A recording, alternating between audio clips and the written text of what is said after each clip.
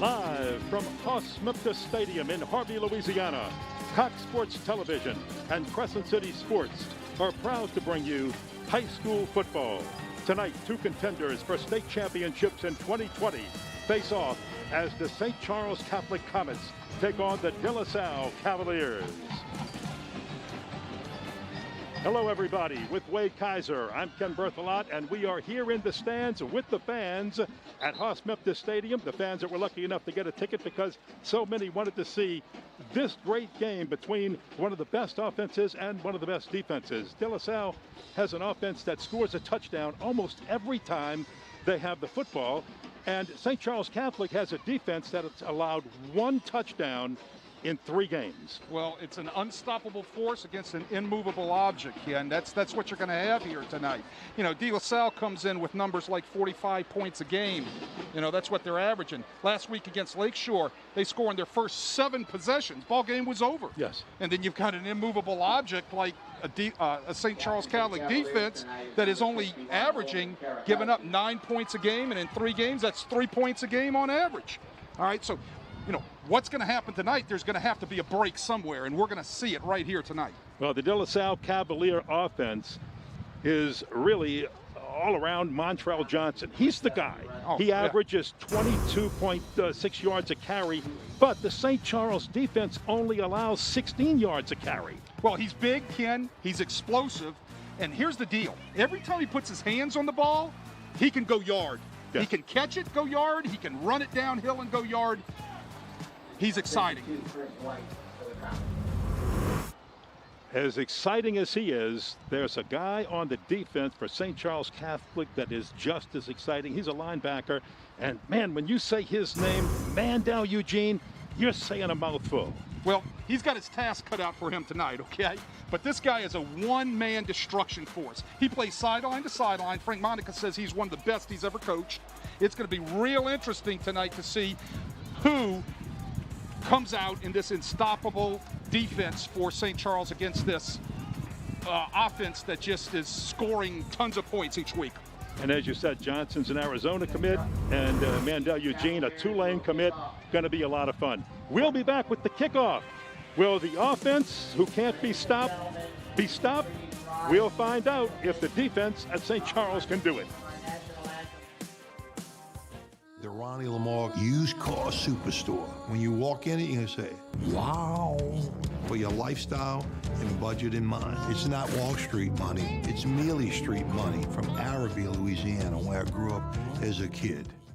For 87 years, the All-State Sugar Bowl has been a New Orleans New Year's tradition. Through difficult times and challenges, we remain perpetually committed to our city, the state of Louisiana, and the Gulf South. The funds we invest and volunteers we provide support your sports, your parks, your schools. The All-State Sugar Bowl. We believe in champions, and we believe in awesome comebacks. The All-State Sugar Bowl is proud to host the 2021 College Football Playoff Semifinal. For more than half a century, Gills Bar has offered services, solutions, and support for businesses and associations looking for happier constituents and healthier bottom lines. To learn more on how Gills Bar can help your business, visit gillsbar.com.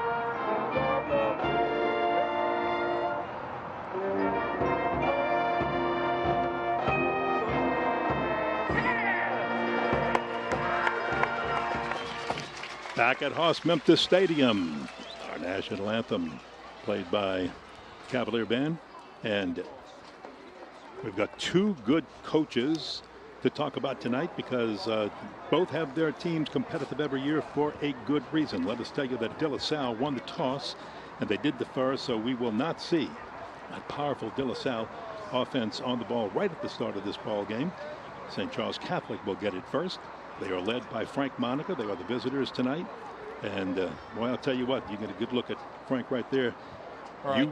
You coached on his staff. You worked with him. Right, absolutely correct. I had the honor and the pleasure to coach with Coach Monica when I was on my first stint at Jesuit. I learned how to coach under that man.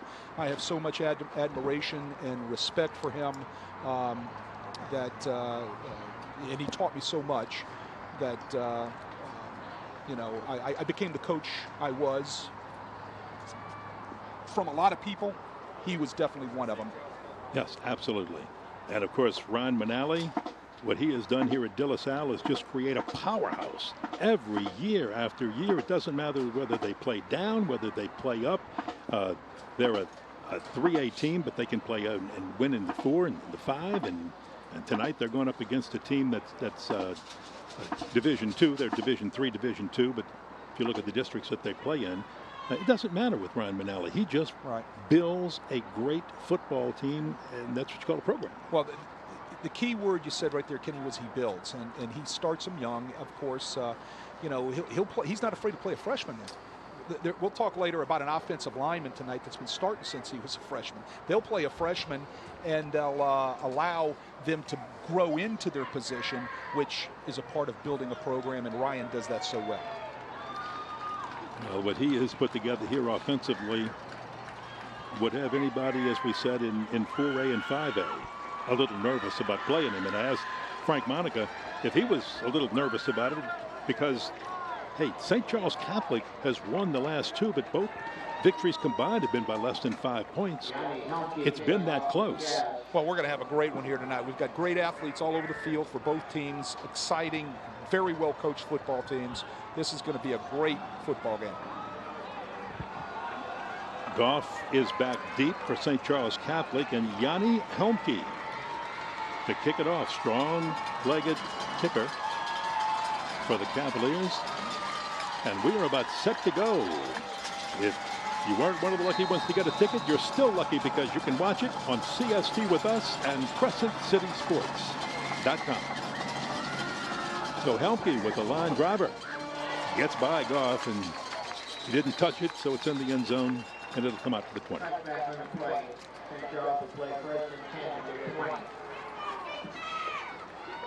Your quarterback is Zach Vicknair. He's a junior, 5'11", a little bit on the short side for a thrower, but he runs the football, and this is not a team that throws the football a lot. They'll run the football if they can. St. Charles Catholic, much like De La Salle. Heck, this game, the way these two teams run the ball, this could be a 2 hour and 15-minute game.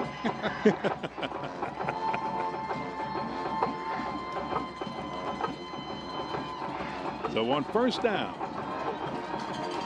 take it on the ground. And that is Keenan Goff on the carry.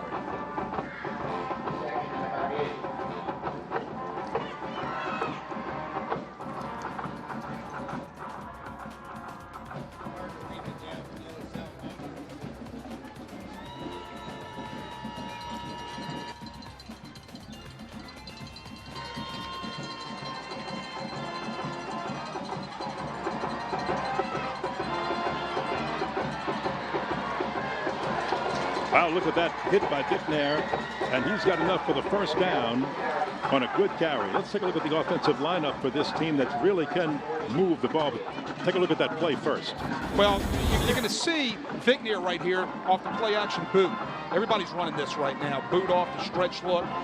Everybody's covered by somebody in a dark jersey. What does he do? He just tucks it like a good quarterback does, picks up as much grass as he possibly can. Now, he's a physical kid. He showed you right there. He's not afraid to duck his shoulder and run somebody over. Keenan Goff dotting that I as Zach Vicknair shifts into the gun. He'll take it, throw it, Logan Forsythe smothered as soon as he makes the catch. Trying to put the ball in the fullback Logan Forsythe's hands. Here's our starting offense. Brought to you by Lamarck Ford. All right, back to it. We didn't get a chance to give it to you. Let's talk about real quickly that starting offense and who to watch tonight for St. Charles Catholic. Number 1, Keenan Goff. He's an all-purpose running back who can run it downhill between the tackles as well as catch the ball out of the backfield. Keep an eye on number 1.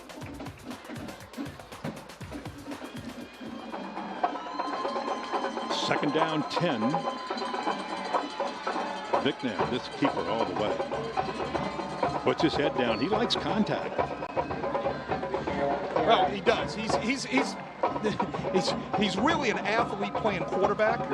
So he could be a running back or he could be a wide receiver. They have him lining up at quarterback so he can touch the ball each time. De La Salle defensive starters also brought to you by our good friends at Lamarck Ford. Hey, good look right there at defensive lineman Jamarian Peterson. He's going to have to play well tonight against the St. Charles offense. He's an Arizona commit who comes in as the Cavaliers' leading sack man. So keep an eye on number 7 tonight. Third down and short. 3rd and 4 to be exact. Vickner wants to throw, and he will. And he's got his man, Keenan Goff. Well, they had a nice little matchup. Got the first down. Had a nice little matchup, Kenny. They got Keenan Goff out in the flats, matched up on the linebacker, Michael Thomas. You'll see it right here from our end zone shot. Great shot by our cameraman. You can see Goff wide open, had separation from the linebacker, Thomas, and he just catches the ball very nicely put out there by Vickner for a nice little first down pickup for the Comets. 11 yards on the pickup. Young had made the stop. And the Comets have a nice drive going on this opening offensive possession of this football game. De La Salle won the toss. They deferred. St. Charles has it. Little good fake in the background, but again, that's Goff carries again. Nowhere to go. The De La Salle defense is a little stiffer than most people give them credit for. There's been a lot of talk about other defenses, but the Cavalier defense has been stingy too. Look, we're talking about a De La Salle defense that last week only let Lakeshore put 13 points on them, all right? And they're only giving up 7.7 yards a game right there. There's a good-looking Michael Thomas who just had that stop in the backfield. He's a good-looking player now. He's a good-looking linebacker, and he's only a sophomore. Regained 17 tackles, and he's made some big ones. Has to reach high to pull that one down. Can he make something out of nothing? Back to the line of scrimmage. So he saved what could have been a loss, or big loss, into what turns out to be about a 2-yard loss. Right there, Vickner showed his athleticism, Kenny. You saw that? You saw his athleticism? He had to jump up and get that particular snap from the center that was way up over his head, and that could have turned into a disaster for the Comets. What does he do? Jumps up, grabs it, gets back almost to where the ball was originally snapped right there. He's a really good athlete. He comes in passing out of 25 attempts. He has 11 completions on 131 yards, but he really likes to run the football. Dylan Brown, the wide receiver to the top of your screen, just brought that play in. Let's see what Vickner does. He'll roll away from him and come to the right side. Toss it. It is caught. Kendall Harris. And it's Nucio on the catch, rather. That is Thomas on the stop. Yeah, as Joey Nucio does a flat route, just like we saw earlier in the series. It was a flat corner right there, and Vickner sprints to his right, puts the ball right on the target, and it was about placement of the ball. So it gave Nucio the opportunity to be able to make a nice reception. Obviously, it just wasn't enough to be able to get the sticks. So a nice drive down into De La Salle territory at the 40, but the Cavalier defense holds. And Bertucci punts it away. Fumble it. It's on the ground. Who's got it? Cavalier ball. Well, there's a little throw for you by Deontay LeBranch. Well, Deontay needed to put that hand up for that fair catch right there. He had white jerseys bearing down on top of him. You call it a 10-yard rule right there. He should have planted his heels on the 10-yard. If it's over his head, you put that hand up, let it go in the end zone, and now you end up having the ball at the 20-yard line. I will take a break. It'll be De La Salle Cavalier football for the first time, the powerful offense when we come back.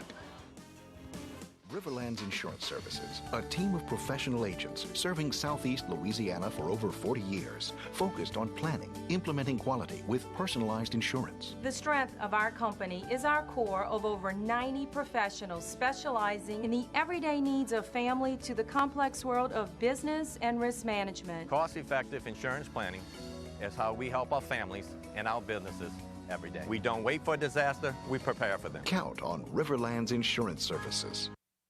Your home for the best in coverage of pro, college, and prep sports in the New Orleans area is CrescentCitySports.com. Whether it's news, opinions, live video webcasts of high school sports, or Louisiana's best prep football scoreboard, you can get it all at Crescent City Sports. The name may be new, but it's the same great coverage you've gotten for years from our team of New Orleans natives. Click it now and like us on social media at CrescentCitySports.com.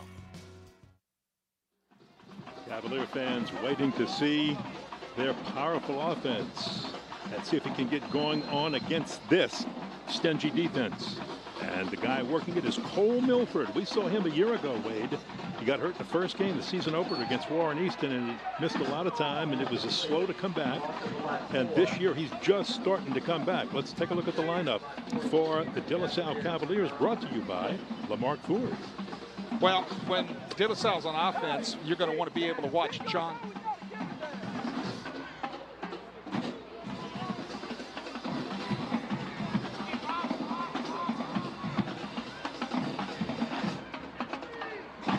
Milford with the handoff on first down. All right, now let's look at the rest of the De La Salle offense, brought to you by Lamarck Ford. All righty. Friends at Lamarck Ford. Here we go. Now we get to look at John Martin. All right, John Martin, big John Martin, the right guard, number 75 right there. All right, you're going to have to watch that guy tonight. He's been starting since he was a freshman. And tell you what, he doesn't miss many meals. Mama's got to keep that food truck going at that house. 4.0 GPA, smart guy. Absolutely. And the only thing that's really hurt him from maybe committing to somebody is they just haven't had the looks because of COVID. And third down, not going to make it. So the defense holds as Dean made the stop. So it's going to bring up 4th and 12. So interestingly enough, both defenses have shined a little early in this game. So punt coming up, and for the De La Salle Cavaliers, Kentrell Millette is the punter. Keenan Goff punting from his end zone. Had some time. He's going to get a good De La Salle roll right into the hands of Goff, and he shakes one tackle. Flag goes down. He'll make it to the 35 and push forward and stop it. Hold on for the flag.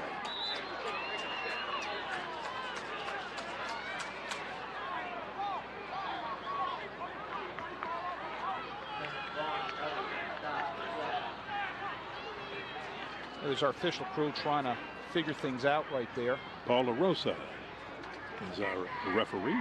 Possibly a block in the back.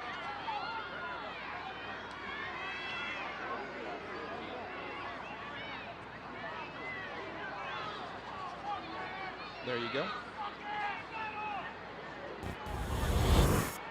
Another look at it right here. Let's see if we can see it. That looked pretty good right there, 35. It was the blindside block that they're calling right there. You can't block back against your end zone. That's one of those new rules that has come in the past couple of years in all levels of football, where as a blocker, you cannot turn your back to your own goal line or to your goal line or your opposing team's goal line and block back. Well, let's take a look at our game plan presented by Riverlands Insurance Services, making sure that you make your insurance game plan by calling Riverlands. Well, St. Charles offense, they're going to have to play keep away. They got to control the time of possession, which they've done so far. And then on defense, they can't give up big chunk plays to this huge De La Salle offense that scores a lot of points. Well, after fake, big run right up the middle by Zach Fickner, and he's got the first down all the way down to the 40-yard line for a gain of 15. And then right there, De La Salle, what do they have to do on defense? They got to win on first down, which they didn't do right there. Look at the replay right here on the read by the quarterback. He fakes the sweep, and you can see him duck his shoulder. We already talked about the physicalness of the quarterback and how he loves to run the football, Zach Vicknair. And then what is De La Salle going to have to do offensively? They got to stay on schedule. They can't get behind the sticks when they're on offense like they did last series. So it is time for the hydration break, and we'll take it with the teams. No score. Back in a moment. De La Salle and St. Charles.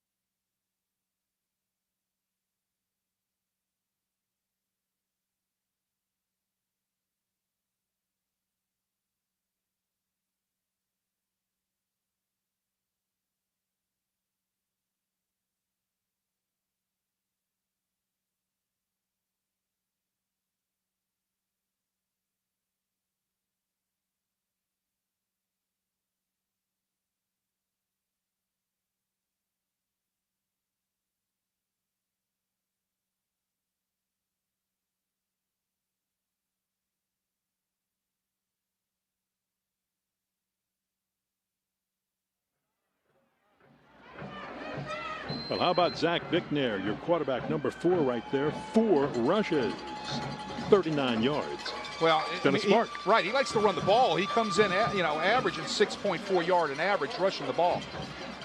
He'll hand this one off to Keenan Goff, and the senior pushes down to the 32-yard line. Second down, 2 coming up after the gain of 8. Well, St. Charles is doing what they want to do. I talked about it in the game keys of what they needed to do. The biggest thing is they've got to control the time of possession, and they're doing that. But they're staying in between the sticks, which is what Frank Monica likes to do offensively. He's in a nice rhythm. He's got using his formations perfectly as well as his personnel groupings. One of the things Monica wanted to do was have a ball control offense, hand off to Goff, and just churn yardage, get that 3.5, move the chains. Very close to a first down. I think he's got it. He does have it. First down. So it's been Zach Vicknair and Keenan Goff on offense, but they are keeping that football out of the hands so far of the Cavalier offense. Which, that's part of their game plan. That's the bottom line. And I just finished talking about that. It's what they do on first down that's so important. That's one of the things I did learn from Coach Monica. First down is the most important. First down is the most important down. It's what you do on first down is going to set the stage between the chains. Well, they're in good position on first down because they're at the De La Salle 30 and just straight ahead by your quarterback for another 4-yard gain, and they'll take 3 and 4 carry all night. Well, here's a great look at Vicknair off the fake again. Look at the ISO. 2 guys end up blocking Thomas right there and creating a hole. Great job by that St. Charles offensive line up front, doing a great job getting some movement on those dark jerseys of De La Salle. Yeah, Rustin West, left tackle all the way over to the right tackle. Rustin West, Jake Jontron, Mo Nabit, Jack Oob, and Eric Cador. Now, if you listen to Frank say, it's just a bunch of defensive retreads, but that's a Monica-ism. They're a well-oiled machine as Vicknair hits a wall after gaining maybe 1, and then he's spun around and thrown back. It is a 1-yard gain. Dwayne Tillis right there on that sack. They were trying to run midline. St. Charles was trying to run a midline option right there. Tillis had nothing of it. Stuck his nose right in there. Made a nice stop on that St. Charles running back, which was Goff. Yeah, there's old Frank. You'll talk to him for about 20, 30 minutes about a game, and you get 15 minutes of great Monica-isms and about 15 minutes of actual X's and O's. But that seems so much fun. Quarterback has already accounted for 60 yards in this game. Oh, Vicknair right through his fingers. It was a high snap, but he gets it on the bounce and may make something out of it. Boy, it took a hard hit as he went down right at about the 25-yard line. That was Dwayne Tillis that lighted him up on the boundary. High snap again. Should have handled it. Should have handled that. Right, Absolutely. no doubt. But look at the athleticism of Vickmere right there. And here comes a hit by Tillis. Knocked him out. Now look, this De La Salle defense is nothing to shun about. These guys do a great job. That's Eddie Jagalard and his staff, you know, with a guy that I had a chance to coach and was on my staff for a while, Dan Devon, who is one of the outstanding young coaches coming up in the city right now as his linebacker coach, and also coaches the secondary. So now that'll bring up a 4th down and 6, and you know what? The Comets want to talk about it, so they're going to take a break, and we'll take one with them. What happens on 4th down? We'll find out. Lamarck Lincoln is now open at 3101 Williams Boulevard. It's state-of-the-art. You're gonna love walking into the Lincoln store. 8 years here in New Orleans, you couldn't even buy one? LL, Lamarck Lincoln is back. Toothache. Gingivitis. Plaque. Cavity. Tartar. Tooth decay. Gum disease. Abscess tooth. What's that? A feeling, not a frown. A bridge? You mean I need a root canal? Come on, man. The only thing worse than hearing those words is hearing that your dentist can't see you right away. Call Louisiana Dental Center. We'll see you today.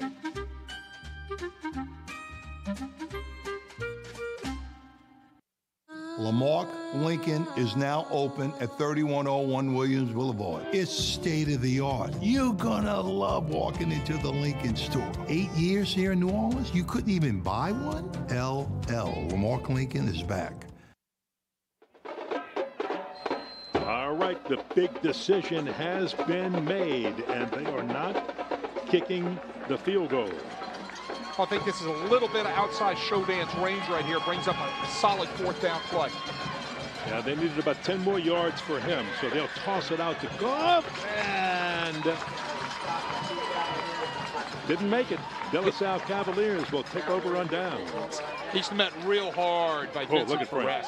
Look at Frank. Right, and Frank's real high on him right there. But great job by number 34, Perez from De La Salle. Does a great job coming up from his cornerback position, and so does Michael Thomas at his linebacker position. Well, we didn't get a chance to give you the St. Charles defense on the first series, so let's take a look at them now, brought to you by, once again, our good friends at Lamarck Ford. You just saw Ronnie a few minutes ago. Well, this defense is led by a couple of really good linebackers. One of them is number 44, Josh Tomplin. Milford with the keeper. Milford's got some time, finds a man in the crowd, and he's, well, flag on the play. I believe that's the Chris Baxter, big junior tight end and the fullback. But this one looks like it's coming back. An eligible man downfield.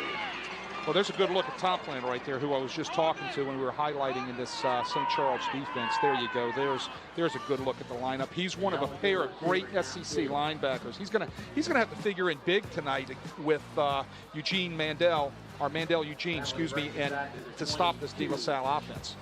Well, a 17-yard gain got wiped out by the penalty flag, and the Cavalier offense, as powerful as it is, just having trouble getting on track in this game. Well, a lot of that has to do with that St. Charles defense. Yeah, that was the next thing coming out of my mouth. Yeah, absolutely. They'll keep it on the ground this time. Not much. Not much. No gain. And once again, that St. Charles offense pretty tough as Milford had that one off, and Dean made the stop on Montrell Johnson. Johnson standing next to Milford right there. Again, you're waiting for him. He's so explosive. You're just waiting for him to explode. And that's the one thing we talked about. And Frank Monica was just talking about the one thing we cannot let him do if you're a St. Charles defensive player is just let him get out in space and where he can make a play. Bottle him up quickly. There he is right there, but not enough space to be had. But he got some of that lost yardage back on the penalty. Well, you know, Montrell Johnson, right? Montrell Johnson, what he can do is he can make a little bit look like it turn out to be a lot. All right. So what do I mean by that? I mean, you know, you all of a sudden have him caged up, you have him bracketed inside, you have him bracketed outside, and then all of a sudden he finds a crease and then he's off to the races. I said in the pregame, in the open, that he can go yard anytime he puts his hands on the ball, and they'll get the ball to him in a variety of ways. They like to run him downhill from his halfback or tailback spot, but they'll also throw the ball to him out here when they go empty, like in this formation. Cavaliers with 3rd and long. Oh, right over the fingertips of Maki Paris. Well, there was a lot of pressure applied up front. That De La Salle offensive line is going to have to do a good job keeping those hands out of Milford's face right there. There was pressure applied to Milford. Milford just had a little bit of his vision blocked by the hands up in his face, which kind of threw the ball errantly over the head of the receiver. Yeah, even if Maki Paris would have caught that, he probably wouldn't have made the first down. But right now you can see that the Cavalier offense is just a little out of sync. And as you said, that's always got something to do with the way the defense is playing you. That's De La Salle's second 3 and out. Well, again, a great opportunity for St. Charles with field position here.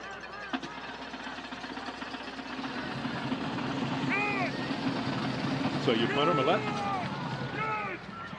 Sends it on his way to Goff. Goff's got some moves.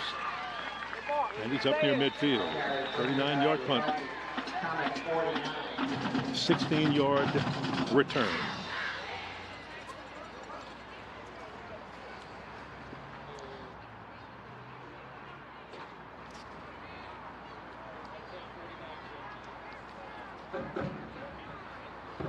Crescent City Sports thanks United Rentals for their support of tonight's broadcast.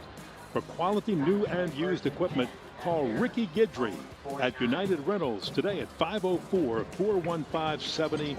Well, that's their big lift out there. What a great group of people. I'll tell you a little bit more about them. Fumble. Fumble to the backfield. Loss of 4 as Goff quickly saved it. Right, they're going to try to get the ball in Goff's hands any way they can. If it isn't Vicknair that's going to be running that football, they're going to get it into the hands of Goff somehow. They'll run it on misdirection. They'll hand it off to him. They'll toss it to him. Here they try to run the reverse with him. And if you look right there, the pocket just was a little small right there, and it hits Goff right in the shoulder pad, lower shoulder pad area, and he was Johnny on the spot to get back on that. That could have been disastrous for the Comets.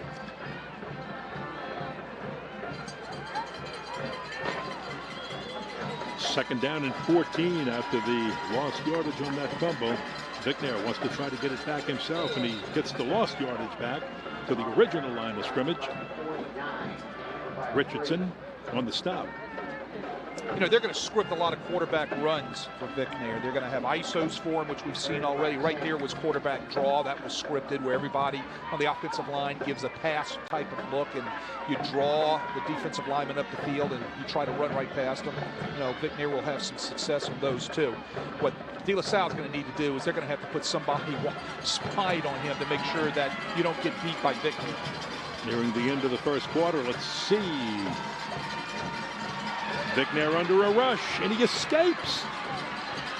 Breaks a tackle, but can't break the second. He dives very close to first down yardage, but his knee went down short of the first down. He got 8, and he needed 10. So with that, the first quarter will come to an end, and neither offense has been able to really get on track. Both defenses have played well, but after one, the battle between De La Salle and St. Charles Catholic, no score. Second quarter when we come back to Hoss-Memphis Stadium on the West Bank. I can't tell you how many people tried to discourage me when I said, I'm opening up a haunted house. If you love doing something, don't let anything or anyone stand in your way. How he comes up with this stuff in his head and designs it is mind-boggling. Debbie and Home Bank understand my business and understand that it's not normal. They've worked with me since the beginning to help my business grow. Riverlands Insurance Services, a team of professional agents serving Southeast Louisiana for over 40 years, focused on planning, implementing quality with personalized insurance. The strength of our company is our core of over 90 professionals specializing in the everyday needs of family to the complex world of business and risk management. Cost-effective insurance planning is how we help our families and our businesses every day. We don't wait for a disaster, we prepare for them. Count on Riverlands Insurance Services. Well, here they are. Cavalier fans going, what is it going to take for our offense to get started? Because that offense only garnered 4 yards in the first quarter. Talk about defense. St. Charles Catholic, 80 yards against the Cavaliers, 4. But neither team has been able to get on the scoreboard. St. Charles Catholic football. Well, they've talked about it. They're going to decide to punt down here. They didn't want to go for it in fourth down territory. Nice spot for a fake, Kenny. Nice Bertucci. He'll punt it. No fake on this one. There we go.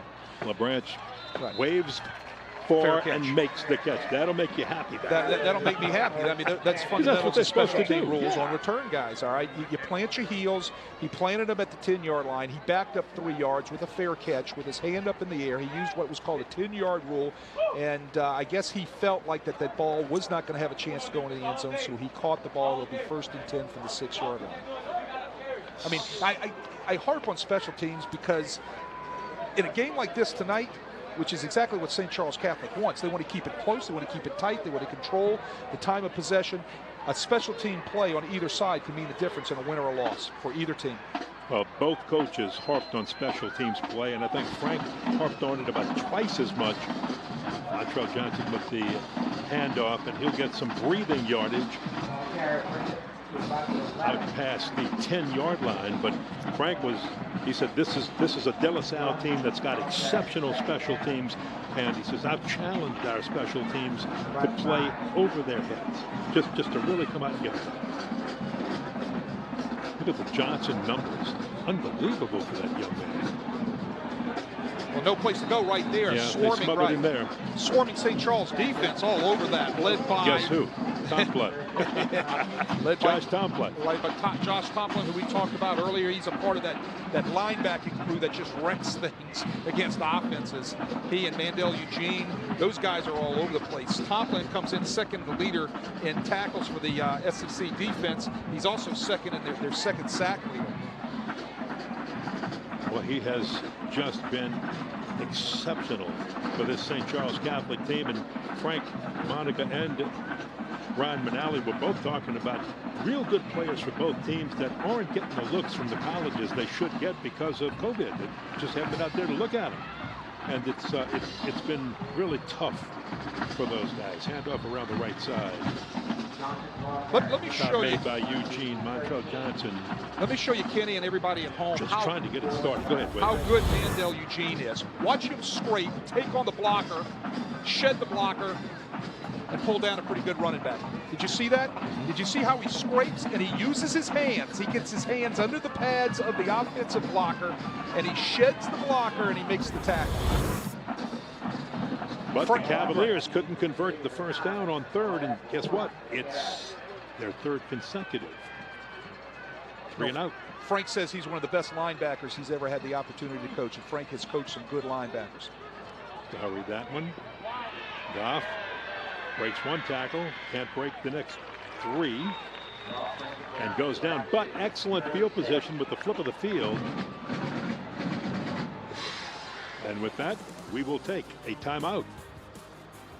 St. Charles Catholic football, we will come back.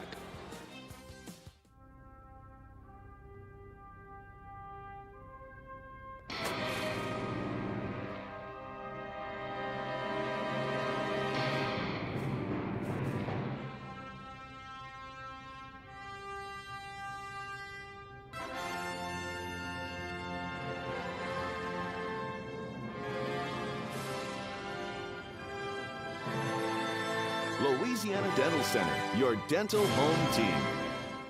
42 years in a row. Ford F-150, #1 seller in America. What about in the USA? Let's see, what about in the world? Who sells more trucks than Ford? Nobody. It's because the Lamarck team is the real team. All that makes it happen is one goal. Everybody having a great experience at Lamarck Ford. We became #1 for a reason, because we're good. And we need to prove it every day, every deal, all the time. Well, are you surprised what you have seen so far with both of these teams, outside of the defenses, offensive-wise I'm talking about? Well, because the defensive of both teams have played very, very well. Well, the immovable object is winning right now. Okay, so as we talked in the opening, but what I'm impressed is how good De La Salle's defense is playing at this point. They're bending and not breaking with all the great starting field position that St. Charles is having in the first half. Can't ask for better field position than this, but Keenan Goff doesn't get too much on first down before Kendrick Richardson makes the tackle. Well, you know, grounded pound. You know, that's what Frank's doing. He's holding on to the ball. He's shortening the game. He's keeping it close, but he's going to have to come away with some points if he wants to go in at halftime right here up. It's second down. Oh, that was a brutal hit. My goodness, that's about as hard as somebody can get hit, and that is quarterback Reed Landesh in the game. And that's real. We got a holding penalty, so that's going to come back right here. Look at this great hit right he here. Just got sandwiched. He got sandwiched. The big hit right there delivered by 44 Michael Thomas. Good hit right there. Good physical football. But that's going to put Frank behind the sticks. It's a 10-yard holding penalty from the spot of the foul, which is going to put it back way. But I was looking to see way behind the sticks. Not quite sure why Zach Vickner had gone out of the game for one play, but he's back in at quarterback. Landesh, the backup and senior. When they got the penalty, would have been in pretty good shape. Now 2nd and 25. The toss to Goff. Goff trying to keep his balance. It's a few, but they're working way behind the chains. Well, this De La Salle defense is, as we've said already, is not a slouch. These guys get after people. They've got great speed. They run after. They run downhill. You know, guys like Eddie Jaguar, who knows how to coach defense, and his staff led with Dan Devon, and I've mentioned a few of those names already. These guys coach their players up, coach them hard, get them to where they got to be. They fit, and they make sure that they tackle when they get there. 3rd and 20, not your favorite number. Now in high school, Ken, no more is that not an automatic first down. So they're going to move it 15 yards, and it's going to bring up 3rd down. So unlike college and pros. The frustrating thing for the De La Salle defense is they had them backed up. It would have been a punting situation. Now you've given them 3rd down and something very manageable. 4 down territory, even if you don't make it. Still a little out of the range of their field goal kicker. Going to be Goff coming around. And he didn't make it, so I don't think there's much of a decision to be made here. Well, I didn't like the call. You're not going to get on the edge against this defense, okay? The only way you're going to get on the edge against this defense is if you're running downhill to the edge, running parallel, running east and west on a north and south field. You just don't have the team speed against this De La Salle defensive speed right here. I'd rather see Goff running downhill, getting the ball in his hands out on the flank, running downhill like little wide receiver screens, tailback screens, things of that nature, attacking the flanks in that nature, not trying to run east and west speed sweeps. Just a little too slow against this De La Salle defense. 4th and 4. Flag down, flag down. I think we got illegal procedure, a false start by St. Charles. Now, both of these teams are missing some golden opportunities. Well, one team, as Ryan Manali will know, makes a mistake, gives you good field position, and you give it right back. Well, it's Frank seething right now. I mean, I could just that's Coach feel the heat not too coming off happy of him. Either. Right. I mean, when you had those type of mistakes happening in a situation where you had the ball inside the the opposing team's area, you got to come away with some sort of points, not penalties. So Bertucci back to punt at midfield. Waiting to see if he might fake it. But no, he didn't. And this one will. Well, I thought it was going in the end zone. It's just. Oh, wait a minute. We've got another flag thrown. Hold on. Well, it looks like it went out of bounds at the 1 yard line. Out of bounds at the 1 yard line. The wind kind of knocked it down, and it bounced once and went out of bounds inside the 5. It looks like at right about the 1.5.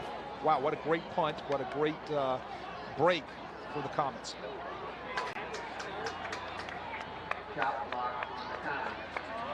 Okay, so we had a chop block on the Comets. It's going to be assessed from where the ball ended up. And it'll go from 1 to about the 16-yard line.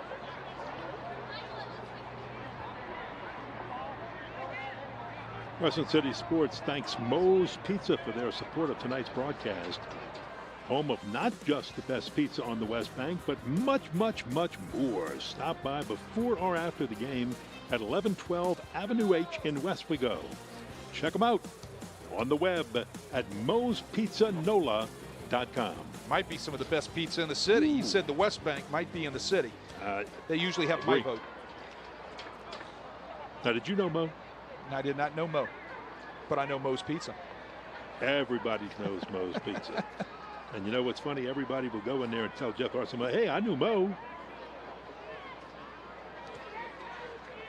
Okay, so here's what's happening down there. Here's what's happening. Right. They changed their mind. They rather than taking the ball from where they possessed it, where it would have ended up at the 16-yard line, they got the opportunity to take it and make St. Charles re-punt the football. Smart move by De La Salle.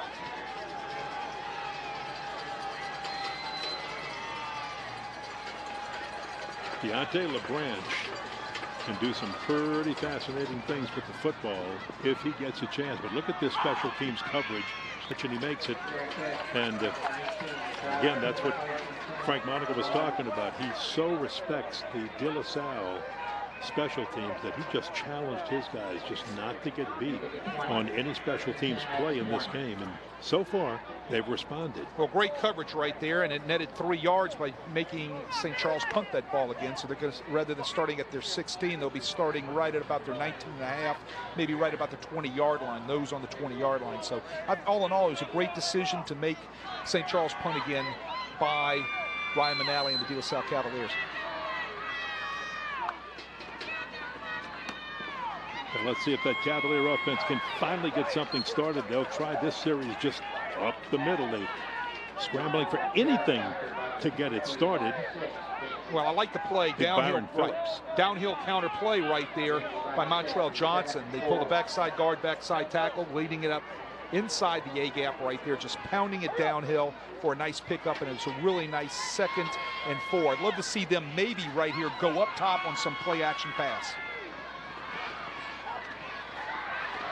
Well, instead, they go straight ahead. Byron Phillips again. That time, and they're just going to pound it forward with the big 5'9" senior. Getting Byron Phillips going right there and getting their running game going and speeding things up and being a little bit quicker in their tempo. And with that, we have reached the hydration break in the second quarter, so we'll take it with these teams as the De La Salle Cavalier offense, as high-powered as it is trying to get started.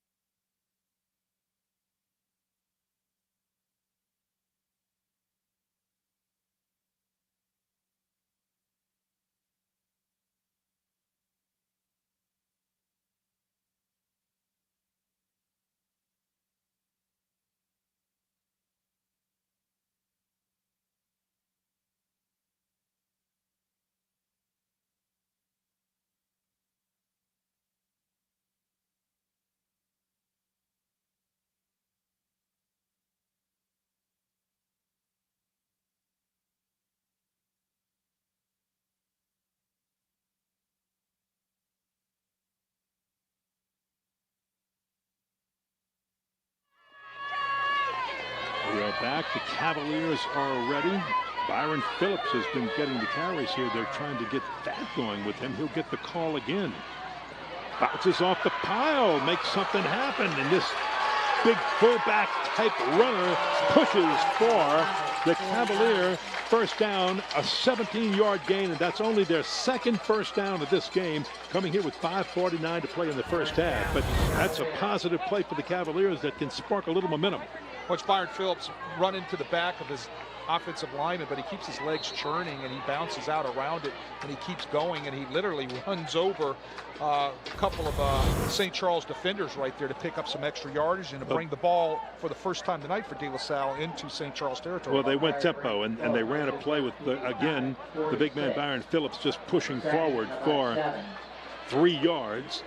So that'll bring up second down and 7, and now they put Montrell Johnson back into the game, and there you see Byron Phillips. 5'9", 212 like a fullback. Oh, they're going to go long down the right sideline. They've got a man, and look out. It's Mackay Paris who pulls it in. I said a couple plays back, it was about time for him to go play action pass and go on top for something, and there it was right there. You know, they had the nice down and distance, and they go the very nice play action pass. Look at it off the fake to Montrell Johnson. They do it as well as anybody. 38-yard gain. They're going fast again, and they're going to hand it off. Here's Montrell pushing right side out of bounds, right at about the 5-yard line. Might have just got inside the 5 to the 4-yard line, and well, there's the workhorse. They're speeding up the tempo, Kenny, and that's what they were trying to do. They're trying to push the pace a little bit, and the big thing is they're now mixing a little play action pass in with their run game, which is important to their offense. They took Byron Phillips just to push forward right through using that big body up the line. Here's a keeper by your quarterback Cole Milford. Good fake by Milford. That was a pull all the way. That was a keep. That wasn't a zone read. The defensive end of St. Charles collapses all the way down inside, so there was really no read to that. He was going to pull that ball. He knew he was going to pull it even before he faked the ball to the running back. Well, when you're this close and you've got a running back, a big fullback sort of runner like Byron Phillips, and he's been having success going right up that line. That's number 1, Byron Phillips. You might send it to him and let him just take it again. Nope. Oh, they're getting a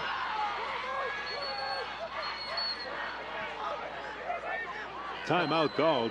Well, we saw 74 run on, but they didn't see anybody come off. Well, they're trying to run him in there as an extra blocker and the offensive formation, what they call the sniffer position. That's a little football term right there. And it looks like he's a little embarrassed right now. He was supposed to be on there, and he just got on too late, which brought to the ear of Ryan Manali. Now let's take a look back at this game. Last year was very, very, very close. Justin Dumas to Logan Forsythe makes it 7-0 Comets. But De La Salle answered very quickly. Cole Milford, the quarterback, passed to Jerron Gilmore. And that was all the scoring they had in the first half. Second half tied at 7. Montrell Johnson from the Wildcat. Does he give? No, keeps for the score. He is going to give it the Cavaliers a 14-7 lead. With 1:36 left, Dumas takes it himself for a 13-yard touchdown, and we went to overtime. After the first 5 possessions of overtime resulted in field goals, the Comets goal line fullback Big Caden Jones, number 2, pushes it over from the 1, and the celebration began for St. Charles Catholic after a 26-23 triple overtime win. That was last year. We're back to this year. Montrell out of the Wildcat, just like we saw, but a flag goes down. He was hit, stopped by Mandel Eugene, but let's see what the flag's all about. I was waiting to see that Wildcat, Kenny. Sooner or later, I figured they were going to take Montrell Johnson and put him at the Wildcat position and run downhill with him. I mean, I would. I mean, there's no doubt about it. I mean, you want to get the ball in his hands somehow. Well, he's just that good. He can do so much. You really haven't seen much. Looks like we had a false start by the Cavaliers. It's going to take and move that ball back now. Cavalier fans have been waiting for this offense to explode.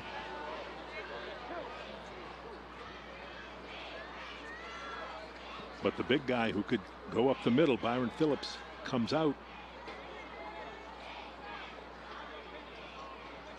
And now Ron Manali is going to send him back into the games. Cole Milford, quarterback, looking over at the sideline. So that penalty, Kenny, it changes your whole card as far as how you're going to call it off of your play card, okay? Now you're looking at 3rd and 7. So now he's looking and going through the list of things that he can do on 3rd down and long type of situation, even though you're down and it inside your own goal line down there. Well, at first, I believe that's why they had Byron Phillips in there, and then they changed their mind. Now they want to talk about it again. So another timeout. 3:08 play first half, and Cavaliers don't want to waste this opportunity. There it is. Fumble. He had the play action, but he dropped the ball, and the Cavaliers save it. I think Tom Play is the one who forced the fumble, but again, that was your final down. So with that, Kenny, that was RPO. Wow. He was trying to disconnect right there. You see him reading the linebacker? That's all RPO right there. He was trying to disconnect, and he just couldn't get the ball out of the pocket of his running back and puts the ball on the ground. A wasted opportunity. Recovered by Johnny on the spot. Great, so far, great football game by Josh Tomplin. Yeah, I thought Milford had gotten it away from him, but no, Tomplin got it. So, Comets football. First down. With these two offenses, would you have thought, even though with the defenses as good as they are, that we would have no score at this stage of the ball game nearing halftime? And just a straight run ahead by Goff, not much. Well, no, I knew both of these defenses, how good they were coming in. And, you know, a lot's going to depend on, you know, the bounce here, a bounce there, a turnover here, a play there. So, no, it doesn't surprise me at all.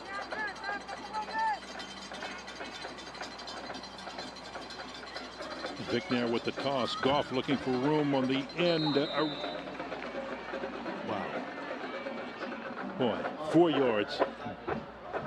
You just thought he was going to go, and now he's holding his ankle, and that is not a good thing. Because that is your workhorse. That's the guy that's done it all for you from the start of this season.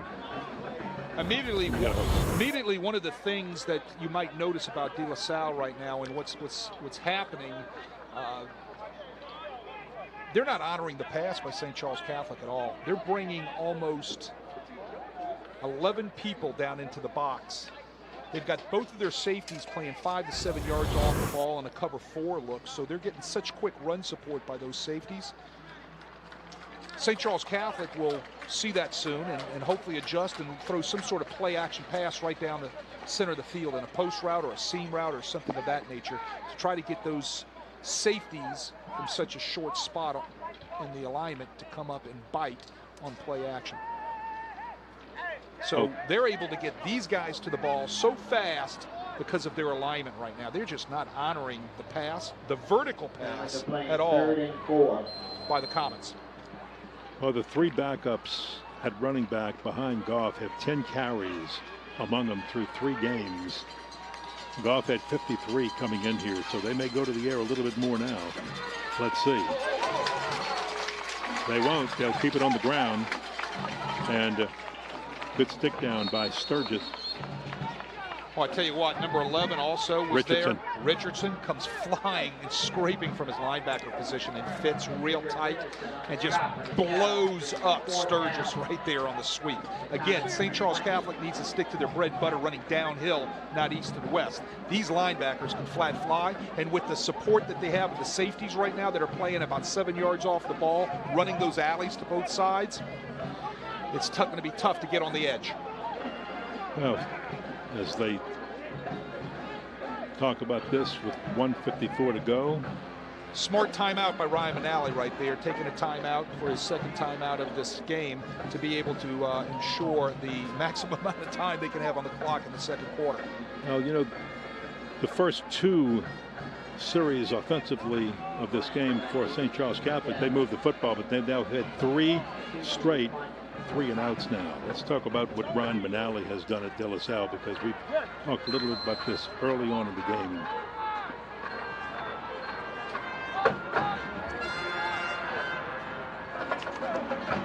Bertucci, not much of a rush. Oh my God! Should let it bounce. It's going to get a St. Charles Catholic bounce. Picked up quickly. Taylor Branch let it go, and you're shaking your head, Coach. Take a look at De La Salle under Ryan Manali through the years. Well, it's you can see he's built the program, right? 5 wins, 5-12 there. Understanding you're going to take a few lumps to start off with, but you know those who stay will be champions, and he's gotten them to where they wanted to be a couple of times. So 2 trips to the finals. Look at the last 4 years. Absolutely. So the bottom line is it's a part of building a program, getting everybody to buy in, and that's what he does. He gets his kids, his staff, and the whole De La Salle community to buy into what he's doing.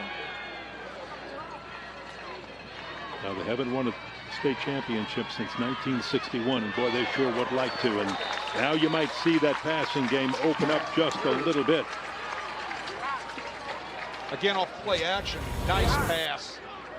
Fakes the ball right there. Post route, wide open over the middle. I believe that was Nick Tate on that catch. On the reception. Yeah, Nick Tate comes in with 19.8 yards average per catch. Al Milford on the run. And he will get it down to the 30. Starting to open it up just a little bit more now. Well, a lot of time left on the clock. It's running. They still have a timeout left, or are they out? They might be out of their timeouts, but they still have enough time where they can kind of choose and pick what they want to do here, but they're going to have to kind of pick up their tempo. Cavaliers are out of timeouts, and you can see less than a minute to play.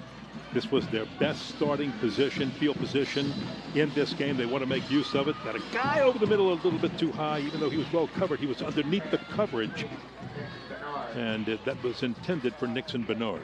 Covered well by St. Charles, was in a too-high secondary right there. De La Salle running the 4 verticals into the teeth of the too-high secondary. He needed to throw that ball a lot sooner. He allowed the vertical route, which was Nixon Bernard, to run right into the safety before he even threw the ball. That ball's got to come out a lot sooner if you're going to throw 4 verticals. Manali said he likes the way that Milford's been throwing the football. Pick up the first down. It'll stop the clock. Did they get it? They might not have gotten it. Bertucci, the punter, the clock is running. You've got to do something here. It's 4th down. They didn't get it. Bertucci on the stop. Cole Milford. They get the first down. That'll at least stop the clock. Remember, De La Salle has no timeouts. Toss back to Montrell Johnson. And he gets it. So that'll move the chain, stop the clock, 15 seconds, and that might just give Milford enough time to they're going to have to clock it. Clock it here. Yeah, spike it here, clock it here, and then got to do it. Wasted some seconds there. Well, they were a little lackadaisical on the series prior to that. Okay, they get the incomplete, which is fine, but they just were kind of lackadaisical. They needed to pick up their tempo a little bit. That's what Manali was telling them. Right. Just now. You could almost read his lips. You got to spike it. You got to take the snap and stop it. But they needed to work that boundary a little bit in the series prior. You know, a little lackadaisical on their 2-minute offense right there. They had 15 seconds on the clock, and now it's 8.3. Should be about 11 or 12 if they could have gotten that snap off and spiked it. Rush, he's going to unload one for Johnson. Wow, what a catch by Johnson! Montrell Johnson with the catch. My goodness, Cole Milford to Montrell Johnson, and it looked like Campbell, the defensive back covering, was going to get a hand on it, and it didn't. 27-yard touchdown. I told you Montrell Johnson can run the football. He can catch the ball out of the backfield right there. It looks like they run a rail route with him out of the backfield. And Milford puts it right on the money, just over the defender's head. Not a very good job right there by that defender from St. Charles, allowing this cushion to be broke, allowing for Johnson to be able to run right past him right there. He needed to turn his hips, run with the receiver right there to put himself in a position to be able to knock that ball away. Great throw, great catch by the Cavaliers. And Yanni Helke with the extra point. With 1.4 seconds to play in the first half, I just don't understand how Campbell didn't get a hand on that. It looked like it was so well played, but what a pass to drop it right over his fingertips into the hands of Montrell Johnson. Cole Milford, what a pass. Well, the route and the pass were awesome, okay? But let's criticize here a little bit. I don't know if that's the right word, but let's analyze a little bit about Campbell, number 13's job there in the corner. He needed to turn his head and run with that receiver when his cushion was broken right there. He would have put himself in a position to knock that ball away, and St. Charles would have gone in 0-0 at halftime. Don't take anything away, though, from Milford's nice throw on the rail route to Johnson coming out of the backfield. And we said all along Johnson can catch the football. And when he gets his hands on the football, he's a threat to go coast anytime that he touches it. 7 plays, 53 yards, 142, and the scoring pass. Cole Milford to Montrell Johnson, and he dropped it just on the dime. 27 yards. Couldn't have been placed any more perfectly. So a little whip kick call for the fair catch. You might can throw a Hail Mary. Might leave you some time for something. Smart play right there by special teams again by St. Charles. At least that gives them a shot if they want to take a throw down the field. It's worth it. Exactly. 1.4. Knowing the clock, knowing where you are on the field, knowing what your opportunities are. And knowing that, hey, you might just get the defensive pass interference and the half can't end, the game can't end on a defensive penalty, so you'd get that second shot at it.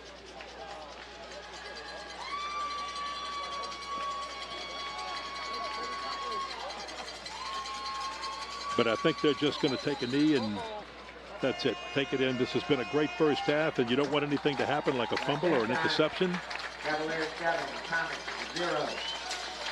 So with that, we have seen a wonderful first half.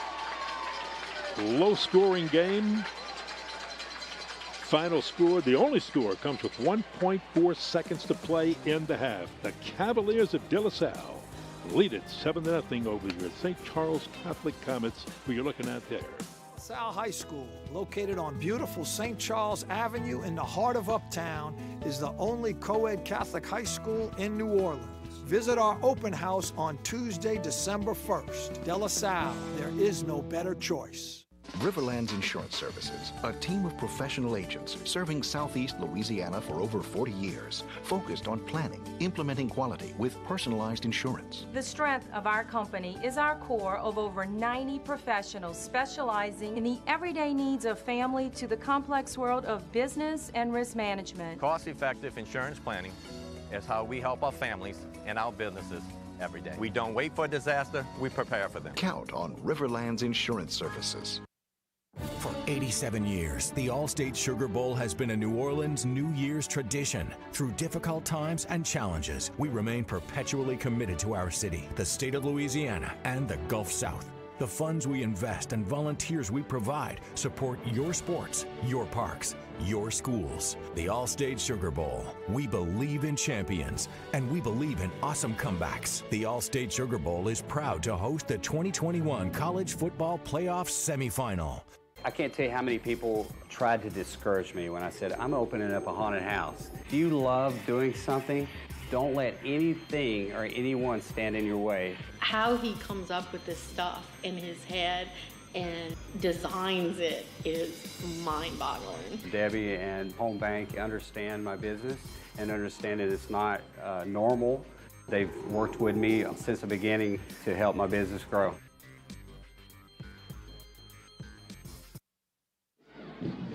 Great look at Haas-Memphis Stadium on the West Bank, and a great football game, a defensive struggle. If you like old-time defensive football, this has been it. One score between two of the most explosive football teams in the greater New Orleans area, and the Cavaliers got it with 1.4 seconds to play in the first half. They lead 7-0 over St. Charles Catholic at halftime, and it was a Cole Milford to Montrell Johnson 27-yard beauty for the score. So here at halftime, Riverlands Insurance Services has been a sponsor of high school football on Crescent City Sports for many years. Earlier this week, we visited with the CEO of Riverlands, Nolan Luke, to learn more about his company and how the insurance industry is important in these times of COVID-19. COVID-19 was, it changed the insurance industry as a whole. But the one thing that I want people to know out there that, there is changes that the industries are making. There's changes that you can make to your policy. On a homeowner's policy, the company allows you to build a policy to suit, meaning that if you look at your homeowner's policy, they have a couple $100,000 worth of coverage on it. All the coverages underneath it, a company actually gives it to you automatically. It'd be best if you call your agent, you discuss your coverages. What COVID-19 did, it brought the agent and the customer closer together, allowed them to communicate more on their policy, and really build a policy that suits them even more today than it did in the past. I recommend you call your agent, or I recommend you call Riverlands Insurance Services. We can build a policy to suit. When you have a game plan, the main thing about it, going into a game, you have a game plan, you know what you got, you know your weaknesses of your policies, you know your strengths of your policies, and to have that right plan, it's all about communication with your agent. You could develop that plan. It's the game plan, knowing that you're preparing for a claim before it happens. You know the risk you're taking, like I said before. You know what's covered. And it's all about preparation before the event. And just, in the game of football, in the game of any sports, you're preparing for what you know the other team does. You're preparing for any changes in their game plan. Same thing with insurance. We game plan for the claim before the event happens. Don't look at an agent as your agent. Look at your agent as a team so they can prepare. You can count on us. You can count on the whole staff. And one thing I'm especially proud of that, we just got awarded American Business of Insurance just rewarded us the best place to work for having 100 employees under. The award is countrywide. They take the top 30 agency in the country that has employees between 50 and 100. And yes, we got voted in. I'm real proud of that. But what I'm really proud of, besides being the best place to work and being that top 30, we was actually #1. And it all goes by team. It all goes about just making everybody feel that they are a member of a team that's pulling the rope the same way. And like the kicker is just important on that team as the quarterback, and on our team is our receptionist. She's the director of first impression. It's just as important as me as the CEO of this company. And so if you take that approach in our business, that that we are a team. Our every staff has a say-so in our organization, and every staff member is very important for our success in our organization. And why high school sports important to me? I think that's where my foundation was built. At a very young age, I played, ball. I played basketball and baseball, and I think that's where my passion for team, was built.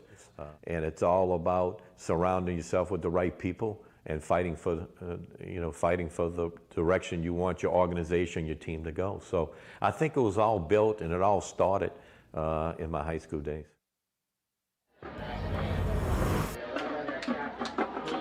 Now there you see the De La Salle Cavalier fans. We want to thank Nolan Luke, the CEO of Riverlands, and we will be back with more of our halftime right after this.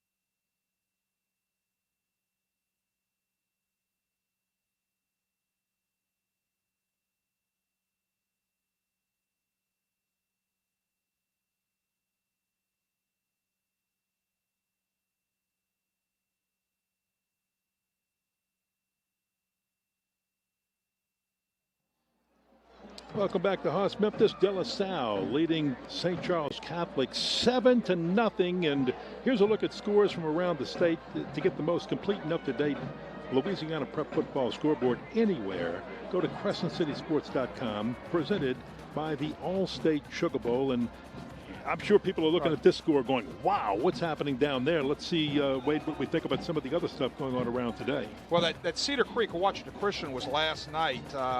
These two were some of the top contenders for the Division IV title. And look at that offensive production by Washington Christian last night. How about Ruston Acadiana, 7-7 at halftime? That's a good old Donnybrook right there. And then look at Catholic Baton Rouge up 14-0 on East Ascension, who we've seen already this year. Catholic High Baton Rouge, great football team right there. And then how about the old brouhaha down in the river parishes right there, St. James and St. James and Lutcher, the battle for St. James Parish right there. I'm still looking at the one on top of it. Acadiana is one of the top, well, it is the top-ranked team at Crescent City Sports rankings in the state. And I tell you what, man, wow, Ruston really a strong team holding their own too. Alexandria, West Monroe. Any surprise? Well, that's delayed right now because of weather. Look, this isn't the only place that had weather problems today, and we've had weather wreak a little havoc with our broadcast. But you know what? You're still getting great pictures. You're getting a great game. And what about these Catholic League games this weekend coming up with Rummel, Brother Martin, Saturday, 2 p.m. And you know, when you say Catholic League, I mean, I think that's all you got to say with the calendar of football that they had. We got to see Jesuit last week. You and I called the Jesuit Holy Cross rivalry right there. They're not playing until Sunday with St. Aug at Tad Gormley. So those are going to be big games right there for the Catholic League, placement. We'll take a break, and when we come back, we'll take a look at stats and highlights. Back right after this. De La Salle 7-0 over St. Charles at halftime.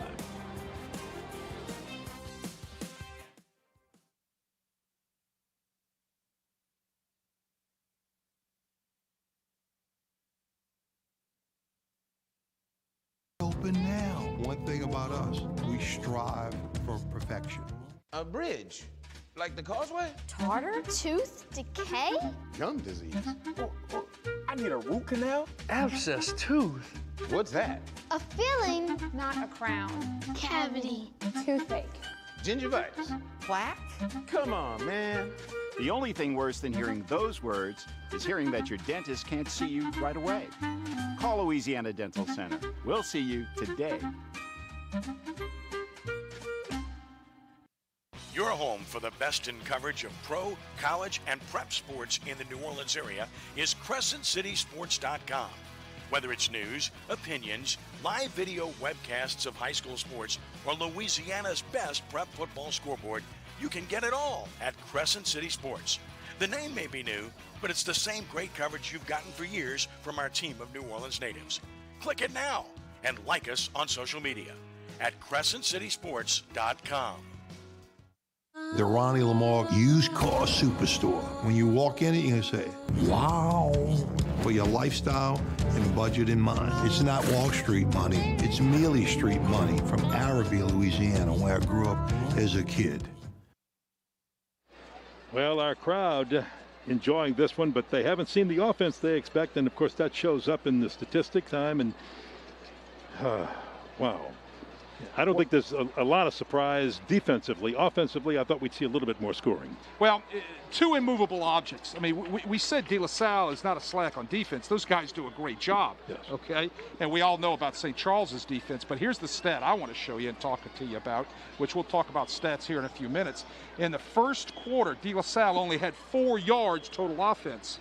They kind of got going when they went up-tempo in the second quarter up to 132 yards. Let's take a look at some highlights, Ken. Absolutely. We'll take a look at highlights. And when you said they went up tempo, it actually started with the fullback going. But this is defense. You see hard hitting defensively on both sides. And look at that one, boy. They took a really hard hit there, but it was okay. And you just see the defense lowering the boom. And these were good, solid, clean hits. They were just hard hits. And these are two great defenses, maybe two of the best in the state. Fumble. Well, they're physical football teams on defense. And they get after you. They know how to tackle right there. You've got a good look at it. That's a good stick. And it's only going to get better in the second half. Good look right here. Look at this play right here. That was the score by De La Salle just before halftime on the rail route right there. And it was put right on the money. Great score, great play. That's a good look right there by your first half stats that are sponsored by Louisiana Dental. There you go. Right. If you take a look at those rushing yards right there, 74 to 53 yards. The passing yards, 83. One of those chunk plays by De La Salle was off of a play-action pass that we had talked about that they were going to possibly do sooner or later, go over the top. Look at the third down conversion rate right there. Only 1 of 6 for St. Charles and 0 for 5 for De La Salle. That's kind of surprising for such a good offensive team as De La Salle. One turnover on the evening already. But you know what? When they had to get it going, boom, they handed it to the fullback. He pounded it up the middle a couple of times, and bingo, that led to the touchdown that you just saw a few minutes ago, and off we go. So with that, I think we're just about ready. Teams are coming out. They're getting ready to kick off for the second half. So let's take a break. Back with our second half right after this.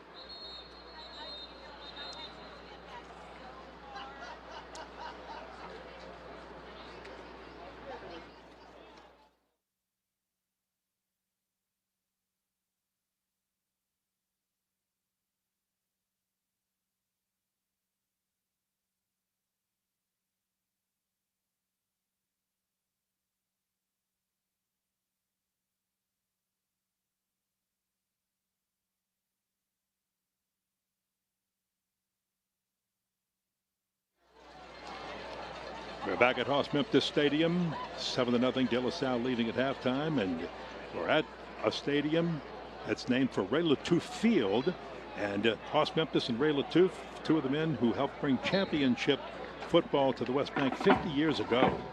Memphis was in his third year as West Jefferson's head coach when he died of a heart attack 2 days after the season opener. Latouf took over and guided the Buccaneers to a state title, defeating Bogalusa 17-0. They're taking a look at Haas-Memphis right there. Defense, and they'll get 3 out of it on first down, so it's second and manageable. Dean making the stop on Montrell Johnson. Haven't seen Johnson do anything big on the ground, even though his pass was a beauty. He's looking for space outside, breaks a couple of tackles, and one more. He's got the first down before being run out of bounds by Mandel Eugene. Well, he kind of dances in the backfield, but he had no place to go. He bounces to the outside, and he runs through the couple of arm tackles, which you can't bring this guy down with an arm tackle. All right? And then he's going to pick up positive yardage every time if you're going to do that to him. You got to put the pads on him, and you got to make sure you make him feel the hit. Okay, he's that good, and he's that fast, and he's that strong. That's one thing Frank Monica preached to the St. Charles Catholic defense all week, saying you've got to tackle him low. If you tackle him high, he's going to put the move on you. He's going to go. He's just got that type of move, and whether it's straight ahead. Again, Montrell Johnson with the gain of 2. Well, they're in rhythm right now. They've picked their pace up. They're getting their personnel in and out of the field real quick, and what's ended up taking place is that puts them in front of the sticks, which is how they want to be with their offensive tempo. Byron Phillips is in there, and let's see if he goes straight ahead again. He opened it up last time. Flags thrown. Well, this isn't stay in front of the sticks. This is like the second time tonight De La Salle has had that illegal procedure penalty. If you wonder why they like to send number 1 right through the line, look at the size of the De La Salle offensive line. Hunter Karakowski, 6'2", 250. Justin Howard, 6'3", 265. Holden Karakowski, the center, 6'3", 290. John Martin, 6'5", 380. And he can move. Tim Donlin, 6'6", 290. Well, we talked about John Martin in the pregame show, 4-year starter. And they're just going to try to push it. Montrell Johnson for a 1, and again, Mandel, or is that Phillips again on the carry? Byron Phillips.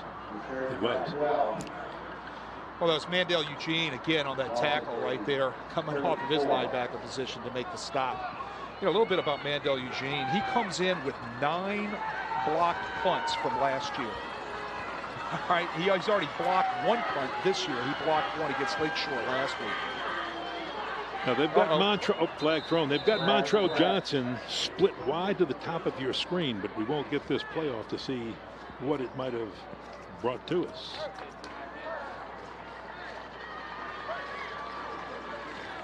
Too many people on the field.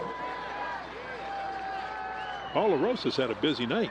Well, yeah. 12 men on the field. Here we go.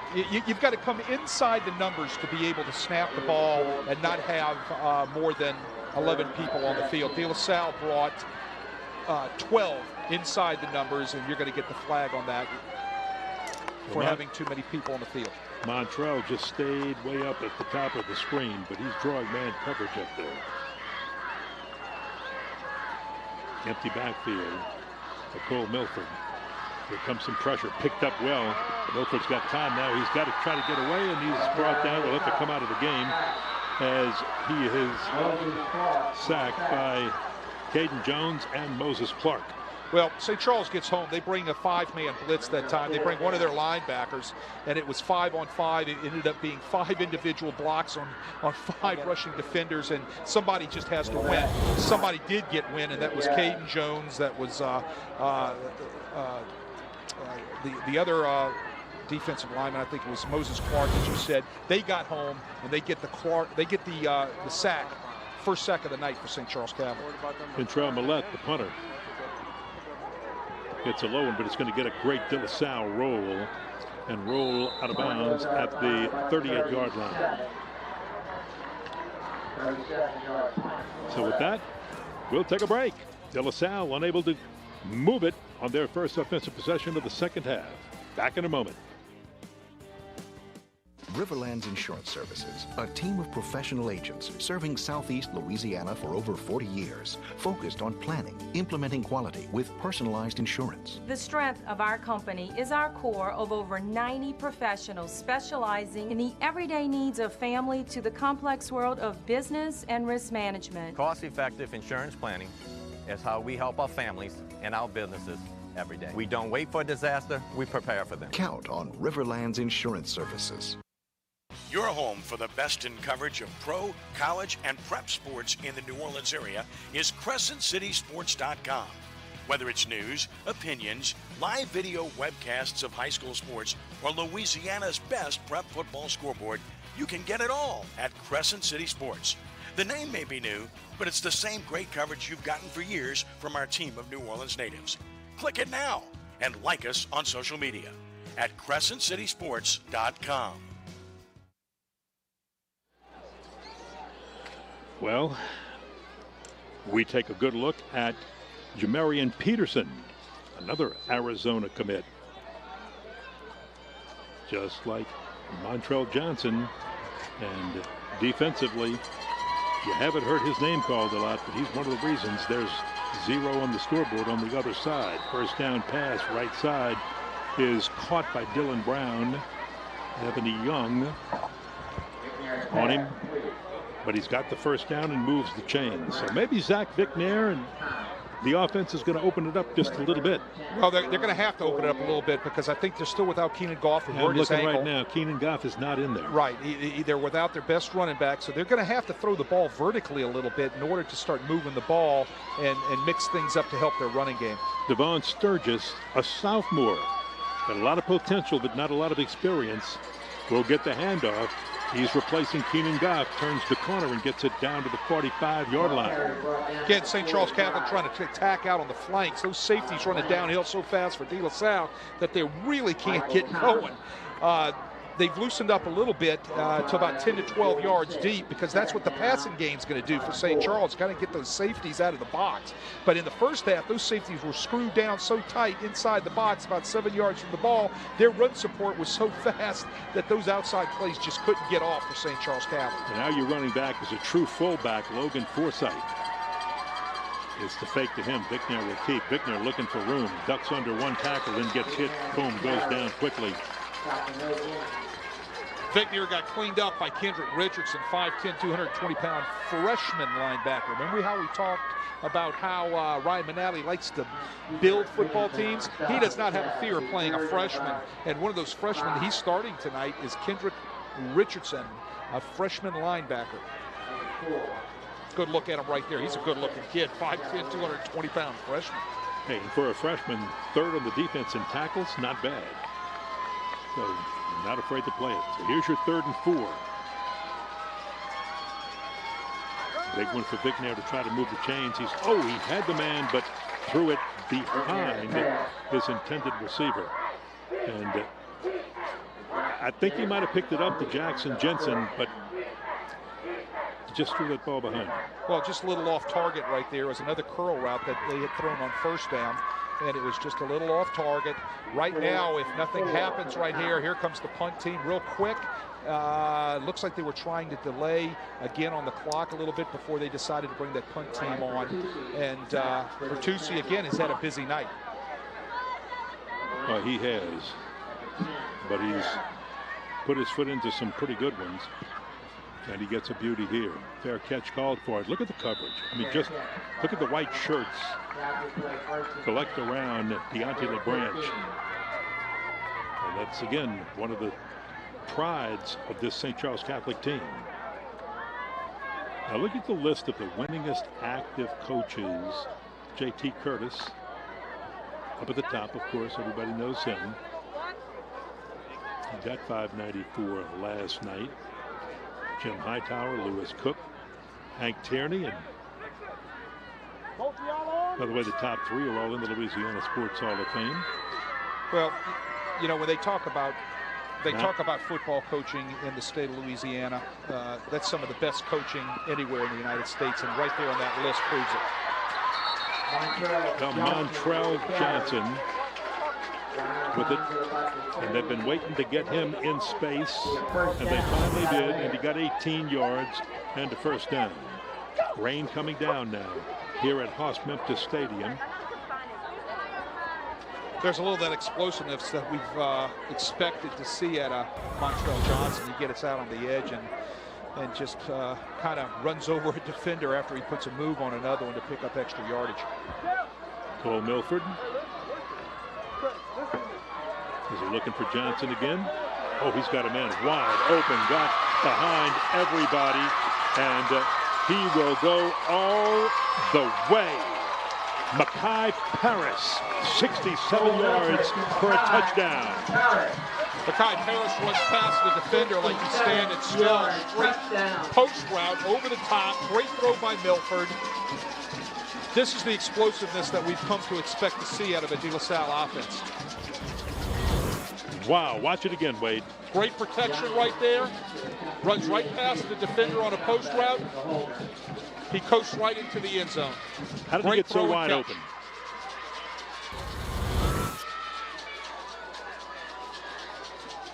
Point after coming from Yanni Helmke.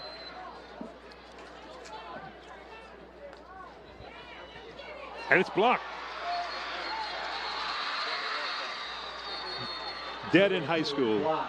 Dead in high school football. That is a live ball in college and pro, but it's a dead ball in high school football. So sometimes the fans will think back of a college game or a program, get excited, but in high school it's a. Let's look at this score because, wow. Straight drop back pass right there. Great protections. That's where it started with that offensive line. You'll see the post route set up by Paris right there. Nobody around, ran right past the defender that was defending him. Great throw and catch by Milford to Paris. Looks like coming off of the edge right there. I'm trying to get a number. It looked like number 13, Cameron Campbell, to be able to block that punt, or that PAT coming off the edge. Well, we talked about the way Frank Monica likes to emphasize special teams, but these guys have been special on the De La Salle sideline because they're making some things happen. Wow. And for St. Charles Catholic, your head coach is also the special teams coach, Frank Monaco. Well, he's always put an emphasis on the special teams, the third phase of the football game, and it shows tonight because he's been having to do a lot of coverage with his punt teams, and a big PAT block right there could mean the difference in this ball game for the Comets, as well as De La Salle. Well, they're going to keep that ball out of the hands of the speedsters and kick it short. It's going to be interesting to see if St. Charles comes back still trying to throw the ball as they opened it up a little bit in the first series in the first half. I think they're going to have to because we do not see Keenan Goff coming back on the field. Remember, he turned his ankle back in the first half, and he hasn't made an appearance yet in the second half. That was Brandon Craigle on the kickoff return.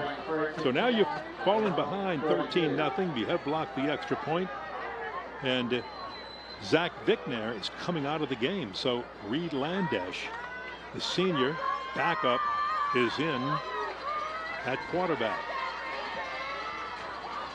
And again, so now you don't have your starting quarterback, and you also don't have Zach Vickner or Goff.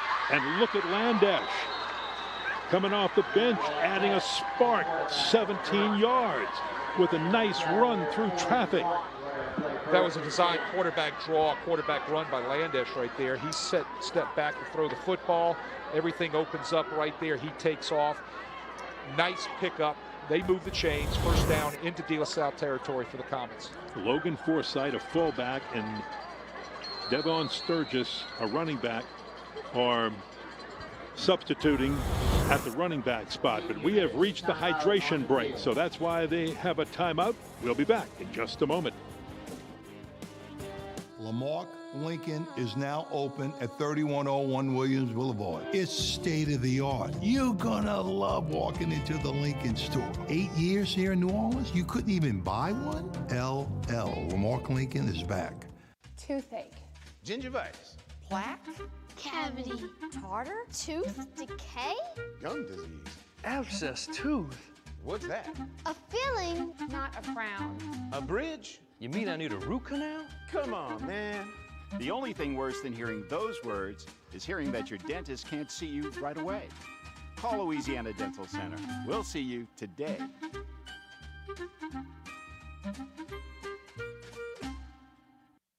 Lamarck Lincoln is now open at 3101 Williams Boulevard. It's state of the art. You're gonna love walking into the Lincoln store. 8 years here in New Orleans, you couldn't even buy one? LL, Lamarck Lincoln is back. Well, the rain's falling just a little bit harder. We thought it might slack up, and it did for the early part of the game, but it's coming down really hard. Sturgis at running back. It's still Landash in there. And they'll try the end around.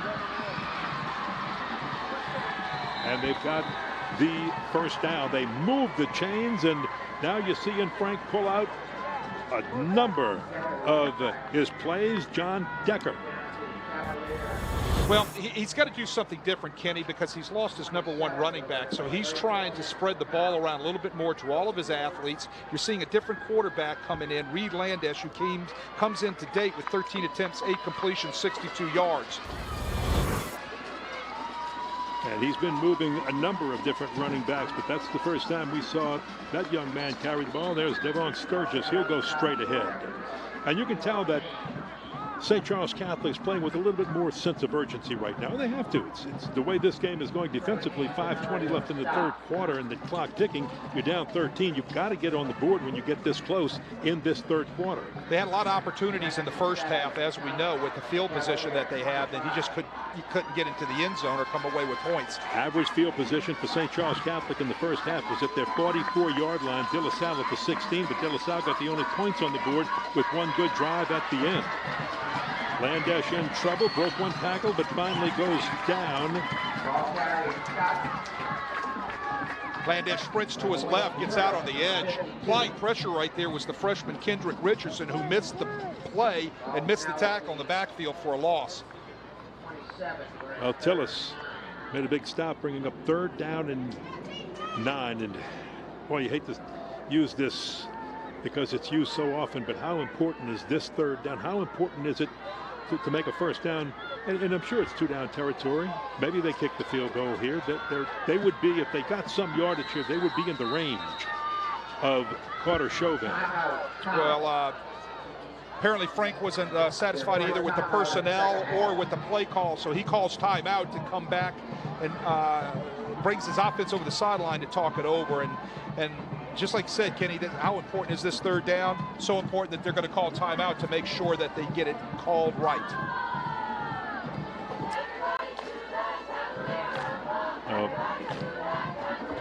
You know, at St. Charles Catholic, it's a family affair. Yes, it is. I know that. I had an opportunity to coach some of those guys. All of his sons, I had the opportunity to coach Nick, Ty, and I also coached his nephew Wayne when I was the head coach at St. Charles Catholic. Got a false start in the backfield on the Comets. Those penalties. I know. One of those receivers, they went empty right there in the formation. Looked like they started a little too soon. Well, what might have been 2nd and short gets to the numbers you detest. And you detested them when you were coaching. 2nd and long, 2nd and 17 now. My goodness.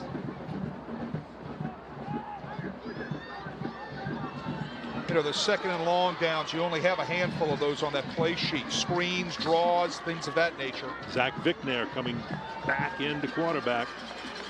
Penalties, St. Charles Catholic, 5 for 42. De La Salle, 5 for 25. Seems like more than that. Wasn't quite as bad as we thought it might have been. Off the fingertips. Wouldn't have gone for much. Matter of fact, may have lost yardage. You might have been better off that time for Kendall Harris just to not catch that football. He may have lost 2 or 3. 2nd down tunnel screen. That's what they were trying to set over there.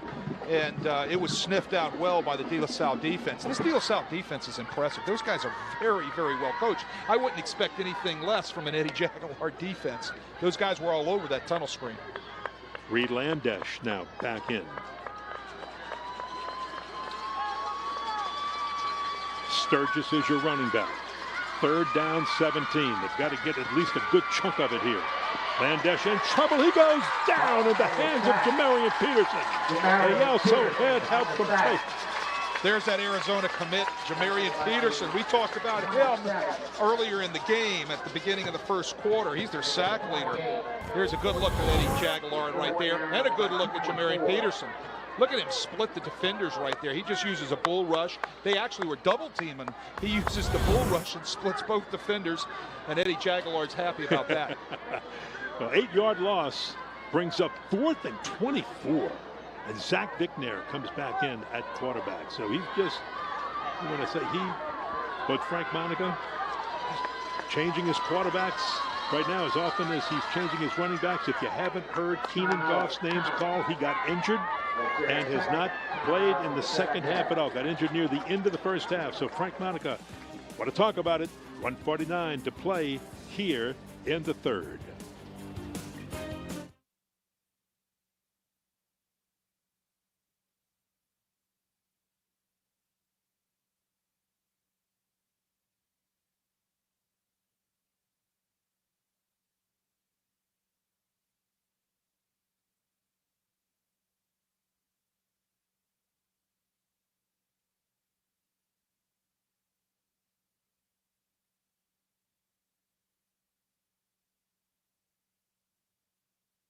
For 87 years, the Allstate Sugar Bowl has been a New Orleans New Year's tradition. Through difficult times and challenges, we remain perpetually committed to our city, the state of Louisiana, and the Gulf.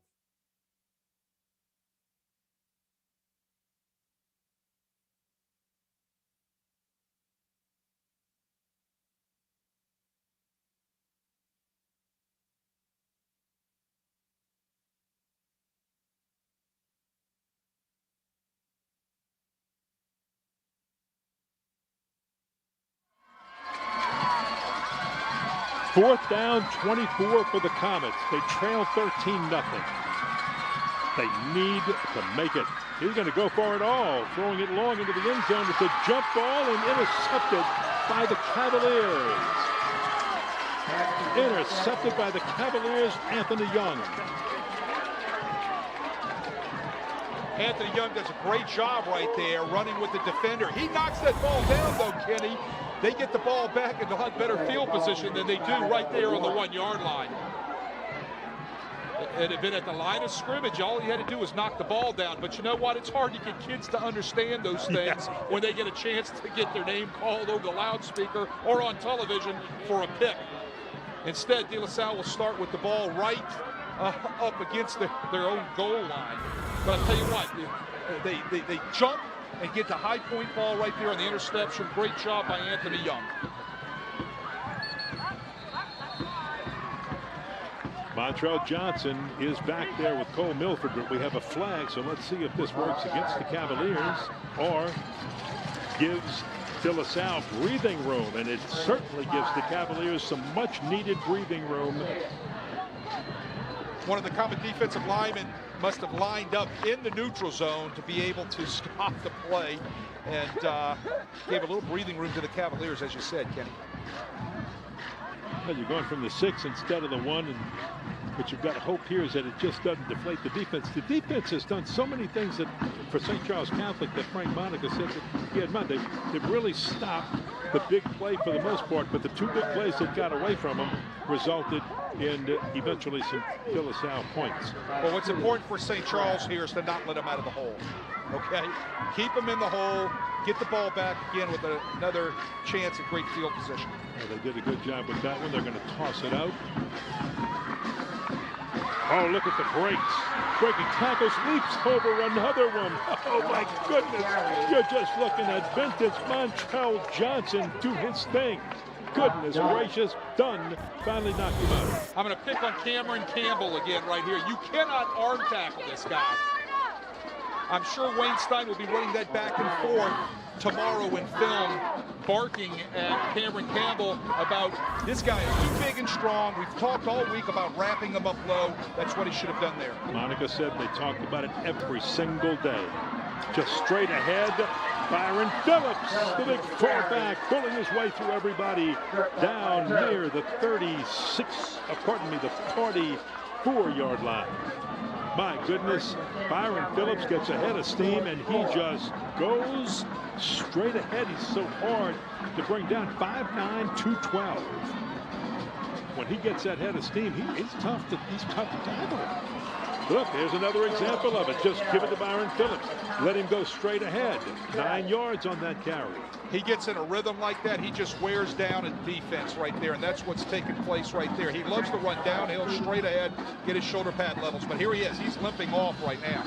Looks like he might have twisted something on that last run.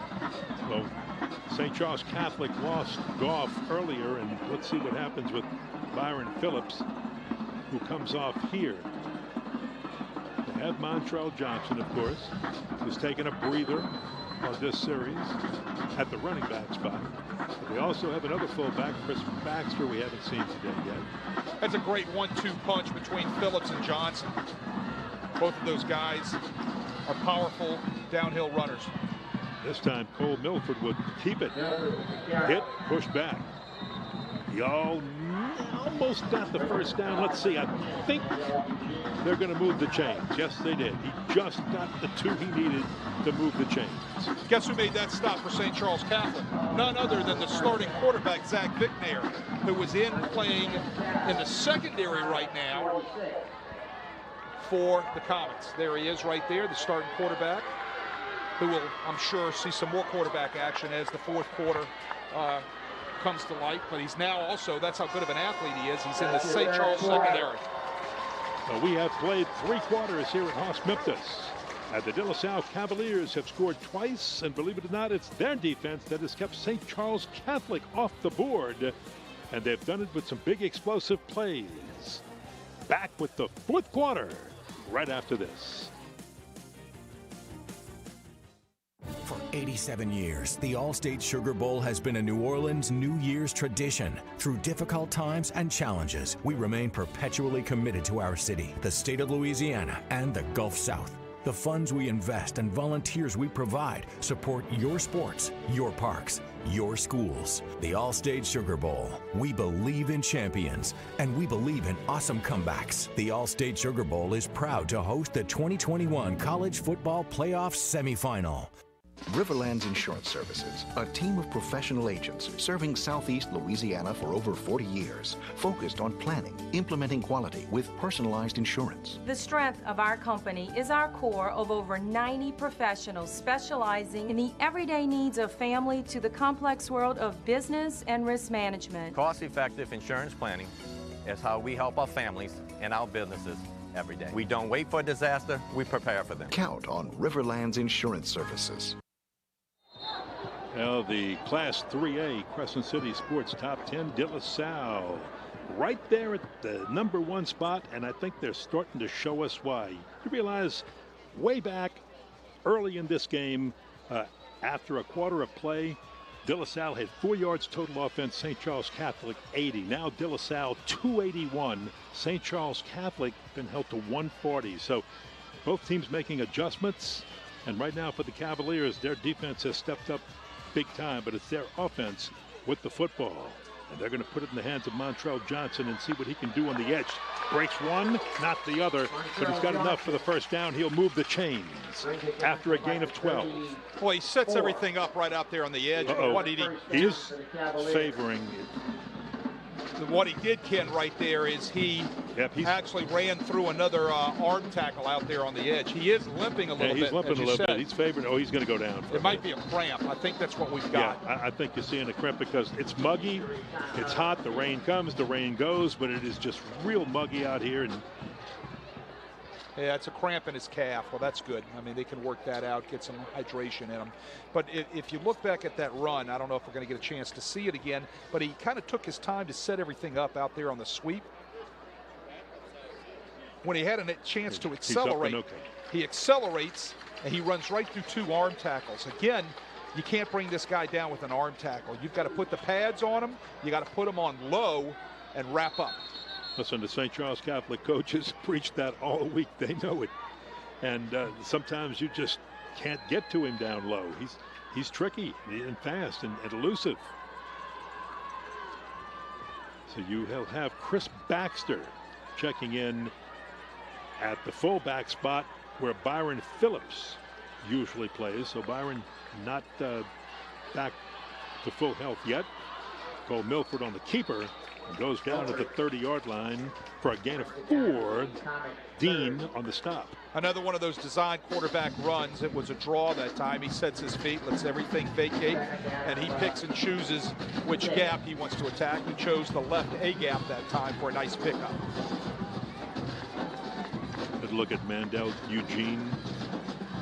Well, he is a leader on that defense. And don't kid yourself, this St. Charles Catholic defense has done a fine job, but De La Salle goes down. Milford with a 5-yard gain. Eugene on the stop again. All right, so can you tell when they have their 2 running backs out who's the 3rd running back is? Cole Milford. All right, there you go. He proved it there. Right. Be interesting to see if they give it to Chris Baxter. They haven't used him very much in the first 3 games, but that's only because Byron Phillips has been so healthy. And he's also back in. So it looks timeout like for the Comets, and they're going to take one here. So we're going to take a timeout with them. Everybody's got to talk it over, because one thing St. Charles Catholic has to do is keep the Cavaliers off the board. Our pre-owned department is magnificent. We are Kelly Blue Book authorized dealer. All makes and models, we're buying them every day. We will purchase your vehicle. We will pay off your existing loan, whether you buy a car or not. Your home for the best in coverage of pro, college, and prep sports in the New Orleans area is CrescentCitySports.com. Whether it's news, opinions, live video webcasts of high school sports, or Louisiana's best prep football scoreboard, you can get it all at Crescent City Sports. The name may be new, but it's the same great coverage you've gotten for years from our team of New Orleans natives. Click it now and like us on social media at CrescentCitySports.com. For more than half a century, Gills Bar has offered services, solutions, and support for businesses and associations looking for happier constituents and healthier bottom lines. To learn more on how Gills Bar can help your business, visit gillsbar.com. Frank Monica knows the importance of a defensive stand here when you're down 13 and you're in the 4th quarter and you're playing a good, well, the #1 Crescent City Sports rated team in 3A. You can't let them take a 3-touchdown lead on you. So they had to talk about it. They had to get going there. Milford. Phillips was back in the game, and he'll just dump it. And they're going to look for a flag, and will get it for intentional grounding. Or what set good, that up? A good point, good rush by Bertucci, Bryce Bertucci. That's what I was fixing to say. What set that up, what set up that grounding here probably, is Bertucci's blitz off the edge from his secondary position.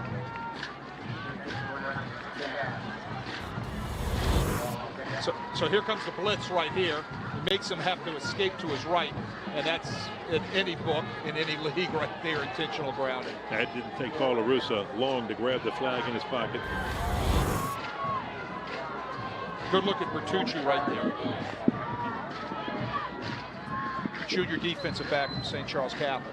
Now that'll move it back 14 yards on that intentional grounding penalty. And a loss of down, which is going to force De La Salle to be able to punt the ball. St. Charles holds up again. Keeps it to a 2-score lead by De La Salle.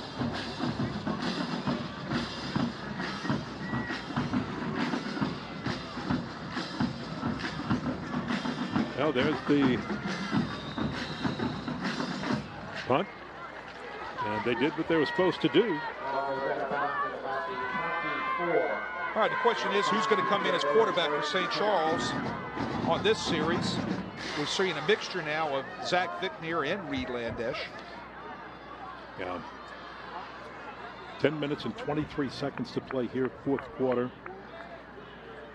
St. Charles Catholic's defense did what it had to do by not letting this game get too far behind them. They've got a chance if they can get some points on the board. But look, this De La Salle defense has just been outstanding. Landesh at quarterback. He's in trouble. He goes down. And once again, it's Jamarian Peterson. There's Jamarian Peters again, that Arizona commit coming off the edge. Nobody touched him. He gets his second sack of the night. He's feeling it. Yeah, he is feeling it. Watch him come off the edge. All he does is shake and bake right there on Eric Kador, the right tackle. 12-yard loss on the sack. That'll bring up 2nd and 22, and Peterson's 2 sacks tonight gives him 5 on the season. You know, Jamarian Peterson, when he wants to turn up the volume a little bit, I don't know if anybody can block the guy. Vic Nair. Remember, he's playing 2 ways tonight, offensively and defensively. He'll keep on the run around the left side, gets something, but there's a lot of yardage to make up. And he got about, about 5 on that Thomas, Michael Thomas, on the tackle. We haven't heard his name called in a while, but he's a strong one. Vic Nair's going to stay in there. He's coming back in on 3rd down. Well, remember, they don't have Keenan Goff here. This is important. They're missing. St. Charles Catholic is missing their ace running back. Well, without Goff, Vic Nair is the bulk of their offense. Sturgis shakes out of the backfield. He'll pick up the pass from his running back position, coming out of the backfield, and gets all the way down to all the way up rather, to the 29-yard line. Still going to be short of the first down with the 11-yard gain. Executed real well, little halfback slip screen right there. He dunks the ball off to Sturgis and set up real nice. It's just that he couldn't outrun that De La Salle defense. Keelan credited with the stop, and now they're looking at 4th down and 7 with 8:30 to go. You go for it, Coach? At this point in time, 2 down, I think you're going to have to punt 1 time. This would be the punt right here. This would be the punt, we think. Well, nope. Frank's going for it. What he thinks is he doesn't think he might not get the ball back. Vic Nair. He'll throw it left. Flag is down. Hold everything. I think we got another illegal procedure penalty. Yes.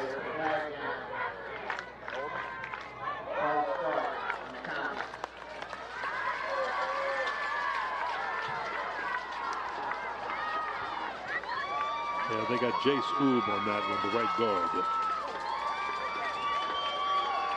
Well, Frank would like an explanation. He's going to have to punt the football now. Now he will. See, I'm really surprised with the way his defense has been playing that he didn't go ahead and punt on the snap before. Put some faith in that defense. That's only, giving up. I think he had faith in the defense that they might be able to hold them off the board, but it was just the amount of time the De La Salle offense might be able to take off the clock. It would leave them with so little. Well, they've only given up 9 points. I think he needed to give them one more shot right there, and I think he could have flipped the field position, gotten a 3 and out right there, and that's just me now. I mean, look, so both ways.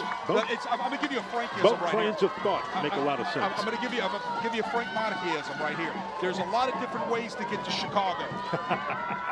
It doesn't mean that the one that you used is wrong, as long as you end up in the right place. Well, unless they quick kick it, they're going for it here with Logan Forsythe as a blocking back. They're at the first down. Mocker, the pass is incomplete. Oh, my goodness. Joe Nucio was the intended receiver, and Anthony Young was covering. And I thought they might have had it. I'd like to look at that one again. They run a stick route real fast, as quick as they possibly can. Break it off right at the sticks. Anthony Young drives the ball and makes a nice defensive play on the pass from Landash. There's a good look right there at Anthony Young, making possibly one of the biggest plays of the night for that De La Salle defense. You know, one of the important stats in this game is St. Charles Catholic not converting any of their 3 fourth-down conversion attempts. De La Salle with absolutely great field position. Phillips is back in the game. Look for him just to pound it and run clock, and he does get the call. So the big fullback straight ahead for a gain of 6, and the clock's running. Well, it's and good. The Cavaliers are sitting on the lead. It's good to see Phillips back in there again. What do you think the loss of Goff has meant to this St. Charles Catholic offense. Well, it took half of their running game away. Okay, so, you know, Coach Monica had to find a way, and Ty Monica, the other offensive coordinator, Frank's son, had to find another way to move the ball on the ground, and that involved now using two quarterbacks, using one as a quarterback and one as a running back. 2nd and 4, Montrell Johnson. It's a few, but not much. And he is slow to get up. Is he cramping again? Looks like that left calf again is cramping. Yeah, cramping again. Bertucci on the stop.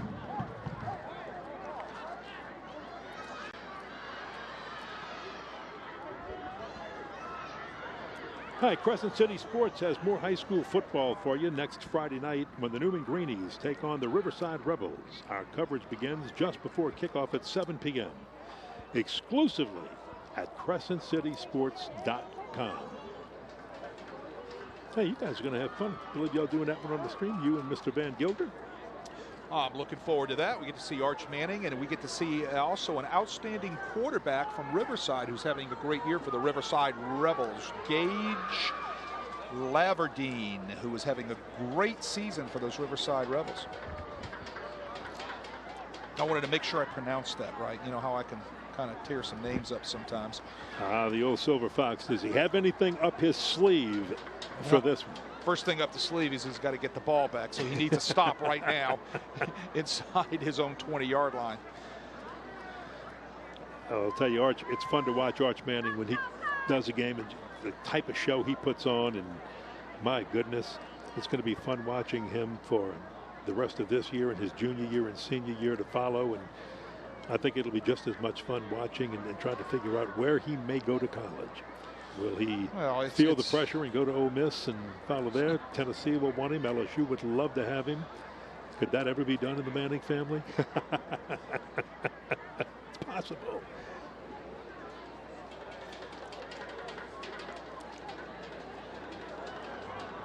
While they work on Montrell Johnson, we've talked about Johnson and Peterson heading to Arizona. They are Arizona commits. They're 2 of 4. Right, Arizona's coming in and cleaning up right now. Yeah, wow. They figured out win football games. Better recruit Louisiana and the Mississippi Gulf Coast. Well, there's got to be state of Texas. Right. And we were talking about this at our production meet the other day. If you remember, I said there's got to be a connection at Arizona right now that can come in and be able to land 4 guys already committed. So I don't know exactly who that is, but there's usually a tie somewhere along the line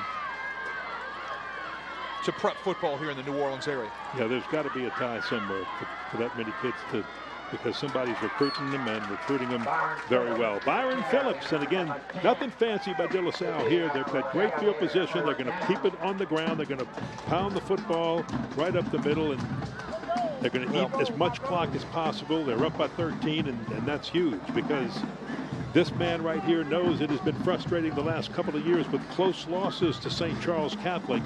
And he'd like to reverse the trend, and right now he's in the driver's seat as we approach the 6-minute mark to go in this 4th quarter. They'll get one more play in before the hydration break. Right, St. Charles is out of timeout, so technically, even though it's 6 minutes, they're in their 4-minute offense right now. Yeah. Nothing fancy. Hand off to Phillips. Again, look at the big man. They can't pull him down. He takes everybody with him 11 yards into the end zone. Touchdown. Touchdown, Byron Phillips. Well, he dragged white jerseys into the end zone that time. Take a look at it right here on the inside zone play. Bang, right there. He's just dragging people and bulldozing people and pulling them right into the end zone with him. And I think that might be the icing on the cake for the Cavaliers tonight. As much as we talk about the explosiveness and the high-powered offense with the De La Salle Cavaliers, as they may go for 2 here. Well, that would be the smart play. You've got to credit the De La Salle defense because this St. Charles Catholic offense is pretty doggone good. Chris Baxter.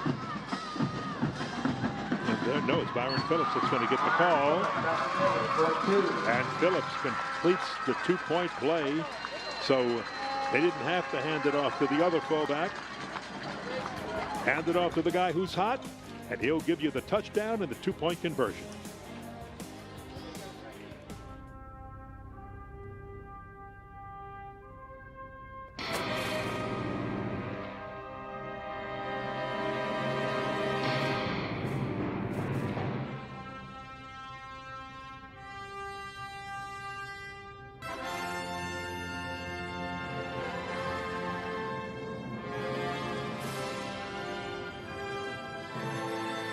Louisiana Dental Center, your dental home team. 42 years in a row. Ford F-150, #1 seller in America. What about in the USA?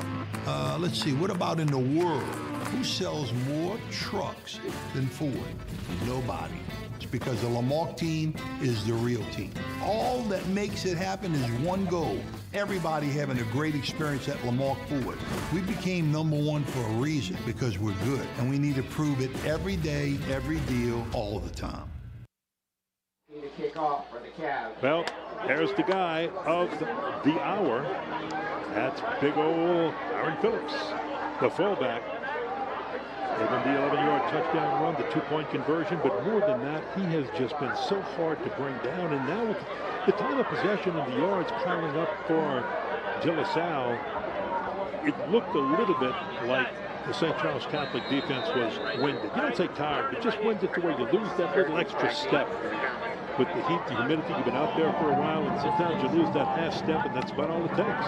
Well, they got pounded right there on that drive, and it was a physical drive right there by the De La Salle offense. But what the Comets need is a big run, and they're getting it from, well, wow, they got it from Sturgis. 56 yards on the return from Devon Sturgis, and that's going to breathe a little life in this Comet offense. And Zach Fickner coming back in at quarterback. Still a lot of time to work with. The return was set up very nice. Wow. Here's a good look at it. Look at your blocks right there. Very well set up. Everything's nice and clean. Usually when you see kickoff returns like that, you're going to have some sort of block in the back or holding penalty. But very nice discipline right there by St. Charles Catholic. Very clean blocks. Great hole. That's the spark that Coach Monica needs for his offense. Well, it's Reed Landesh who comes in. He'll toss it out to Logan Forsythe, and Forsythe will go down after gaining 4. Well, they can't take a lot of time scoring here, kid. They got to get something in there pretty quick. So they got to start pressing the issue and then start using some onside kicks if they're successful with scoring this drive. This is a must-score drive. Guys getting into position early. Landesh again. He'll swing it out of the backfield. Sturgis again. Sturgis with the cutback. You heard the ooh as he got hit inside the 30-yard line, but he got 8 more, and that'll move the chains, stopping the clock. Well, he got hit by Jamarian Peterson and Richardson right here. Look at this hit. Wow. This De La Salle defense is very physical. Very physical. Whack. Nice stick. Ooh, I like that. That's good football right there. Good stick. Good clean hit by 7. Jamarian Peterson. Landesh again. He'll keep, he'll run, puts his head down. He's inside the 25. Get a little help getting up too, because he got whacked hard after the 3-yard gain, and he went down by Shamar Keelan. Got to tempo things up real quick here. Might have to start taking some shots at that end zone. Slow, low snap. Landesh saves it. He throws it in right into the hands of a Cavalier defensive back. That ball is intercepted by Anthony Young. That is second one, the one right before. Second one tonight for Anthony Young right there. But that was doomed from the beginning. Yeah. He dropped the ball from the snap, and then he just couldn't get a handle on the threads to be able to get the ball out of his hands. Anthony Young comes up big. Yeah. Good snap. He just dropped it. Back in a moment.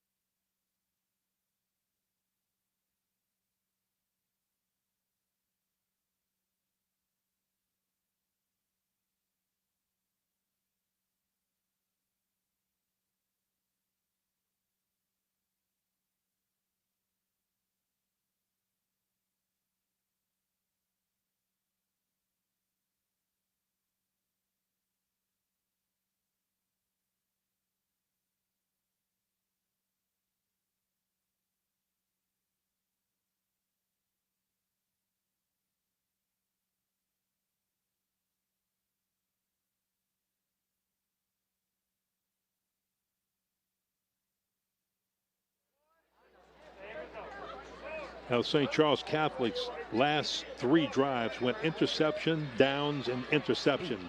And I think that was tipped, Ken. It tipped right there by number 95 from De La Salle, the defensive end, Tyler Lalonde. Got his hand up, that big paw on there to be able to tip that ball for the pick.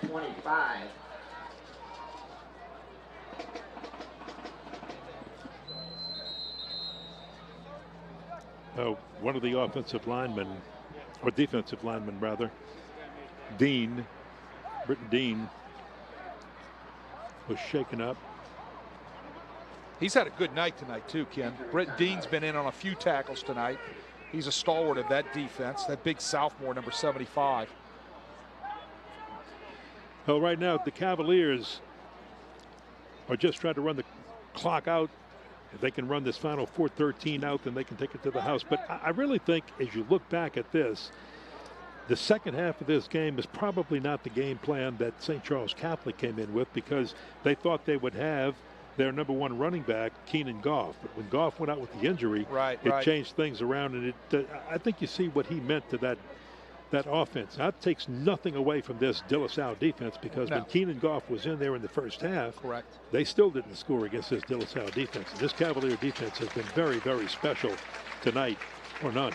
Well, Coach Schmonek and his offensive staff had to kind of change the complexity of the way they were thinking when they lost their number 1 running back. So they had to put the majority of their offense back on their starting quarterback, Zach Vickner, who's also been playing a little bit on defense on the other side of the ball. They brought in Reed Landesh to try to spark their throwing game somewhat, which he has, but they couldn't get things rolling. And again, part of that was you've just got to give credit where credit is due, and that's the credit to that De La Salle defense. Well, there's a look at Zach Vickner right there lining up at safety for the Comets, playing both ways. I mean, it shows his athletic talent as a young man. I love it to be able to see those guys be able to play both ways and probably come in and play a little special teams also. 2nd down and 6 for the Cavaliers. Cole Milford, don't expect anything fancy here, just runs like that, trying to get 3 or 4 at a time, because as Wade said, St. Charles Catholic has no timeouts remaining for this final just under 3.5 minutes to play. So unless they can stop De La Salle and force a punt, the Cavaliers are going to be able to run this clock out. Yeah, 1st down will do it for the Cavaliers. You know, if you really look at, if we were picking a player of the game, I would say that guy right there, number 1 for the De La Salle Cavaliers, might get it, but you'd have to look at their defense too, because number 7 was all over the place. And wow, what Peterson did defensively is amazing. But if I look at it for St. Charles Catholic, I'm looking at Vickner, because he had to move the defense tonight, play both ways tonight, as the Cavaliers, nothing fancy. Phillips just going straight ahead. Byron Phillips for a few more. They're going to use every second on the play clock before they snap the football. Well, I agree with you, Kenny. Byron Phillips was the guy that came in and sparked him in the second half, if you remember. They all of a sudden got their running game going when he started running between the tackles and becoming real physical. It also, if you remember, it opened up their play action game when they got a couple of big hits, chunk plays down the center of the field. But I would have, if I had to vote, it's Jamarian Peterson. Well, how do you not? Exactly. But on St. Charles Catholic, I would definitely look at Zach Vickner. Right. That De La Salle defense tonight has been spectacular. But Zach Vickner for St. Charles Catholic has been a warrior. He's had to move over, play some defense tonight. He's your starting quarterback, and to rest him up that he could stay fresh for the entire game, Frank Monica came in and used backup quarterback Reed Landesh, who played a good game. Yeah, well, Reed Landesh is the guy that came in and wanted to spark a little bit of the throwing game, and he did that. Just on that last interception, he couldn't be able to find the grip on the ball, but the ball was also kind of tipped by Jason Lalonde, Kenneth Lalonde from De La Salle, and that caused the interception. Frank, I imagine right now, Coach Monica is setting up his block punt team. Keep an eye on Mandel Eugene, who in his career has blocked 9 punts. Pretty impressive. Tulane commit. And we just want to thank United Rental for all they do. If you need any rental tools, lifts, generators, and the like, call Ricky Guidry at 504-415-7040.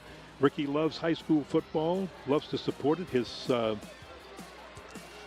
working companion, Tommy Clapp, who works there. We had to get Tommy Clapp's name in Tommy there. And his son, Tyler Guidry, was a great offensive lineman. Look at Josh up there on the United Rental lift. Not bad up there. Yeah, I wanted to say that Ricky Guidry's son was an offensive lineman under Scott Bain's father at Archbishop Shaw. Tyler Guidry, good player, man, in his day. So we'll give him a little shout out for Ricky there and all the great folks at United Rentals. Wonderful, wonderful people to do business with. So with that, look at the big guy walking up. His spark. But I mean, Montrell Johnson, as good as Montrell is, just couldn't get it going. And then, man, they put in big old Byron Phillips and just let the fullback start pounding it right up the middle. And he turned out to be as hard to bring down as Montrell Johnson. Well, they're a great 1-2 punch. And I like how Ryan Manali and his offensive staff use them. You know, they're going to give you a little bit of Montrell Johnson, and then they're going to bring in Byron Phillips and soften you up inside of those tackles with that big guy. I'd like to see him use them both in the backfield. Byron Phillips closing in on 100 yards, and I'll tell you, that's 100 the hard way. That's black and blue yards. That's earning your way, fighting for every yard. Well, I mean, anything against this defense is the hard way, and the way he likes to do it is in between the tackles. He's the guy that's going to pound it inside on those inside zone plays and counter Trey plays right there. Get his shoulder pads north and south, get them low, and he's going to run you over. And he did it tonight. And I know St. Charles Catholic tomorrow, when they look back at that film, they're going to say, we couldn't stop number one. You know, talking with both coaches, Ryan Manali and Frank Monica, both of them said, we've got some kids that should be looked at by colleges, Wade, but because of COVID and people not being able to watch you play and you're not playing enough games, they're not getting the looks that they need to get the quick kickoff.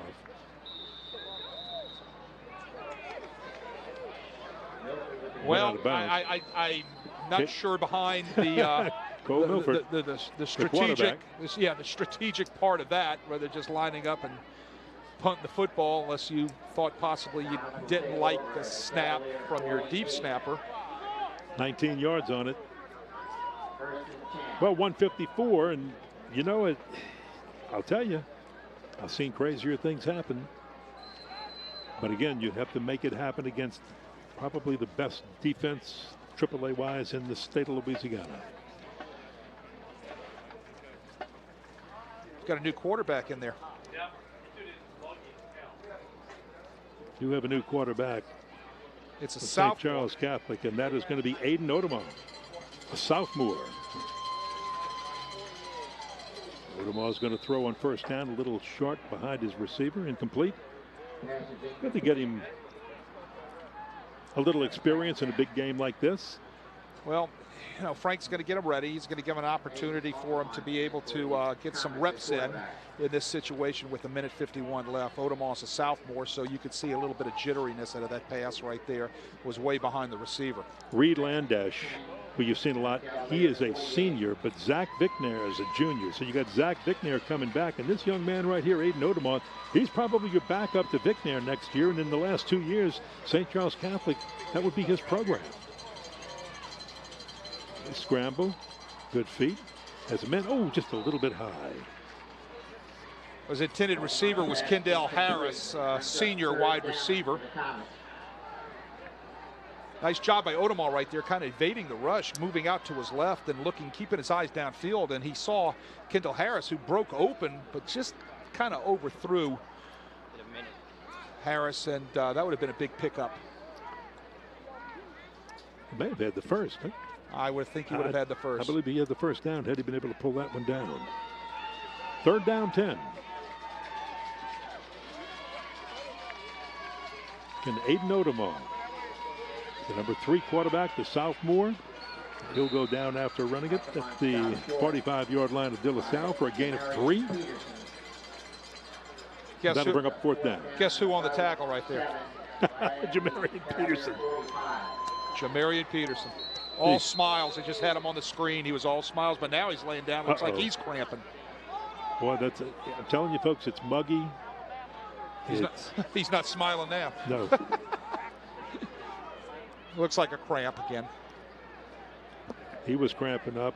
Of course, Montrell Williams on the offense. Montrell Johnson cramping up much of the game. And it's just the kind of day it was. But you've got to credit this De La Salle team. When you look, we talked about programs, putting together programs, and the way Ryan Manali has put this one together through the years. Showed that earlier in this game. You just you just have to be so amazed at everything. And you'll probably see a very good chance you're going to see both of these teams playing after Christmas and state championship week comes around, because they are that good. I think for St. Charles Catholic, one of the keys is going to be, can they get Keenan Goff back? They're missing Keenan Goff. They're missing one or two people on the defensive side, and that's one of the reasons that Zach Vicknair had to fill in and play on the defensive side of the ball tonight. If they get those guys back, look out. Logan Forsythe with the football. He's got the first down. Breaks a tackle. He's inside the 30-yard line. Nice job by Logan Forsythe right there. I watched him grow up as a young man there in Laplace, and the whole Forsythe family. They're going fast. They're going to spike the ball because they want to get some points on the board. They don't want to be shut out in this game. They want some points on the board. They want to put one up against the Cavaliers here.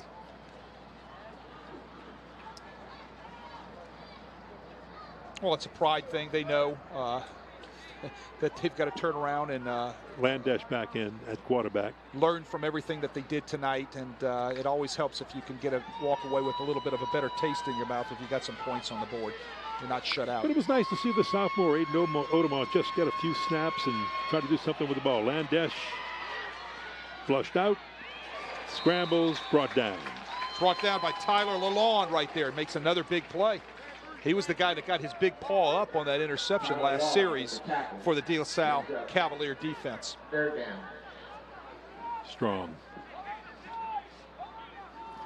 Final 45 seconds. Clock running. Cavaliers. Throw out incomplete. And you've got to credit again, as you look at this thing and you look at the solid defense that this De La Salle team played with today.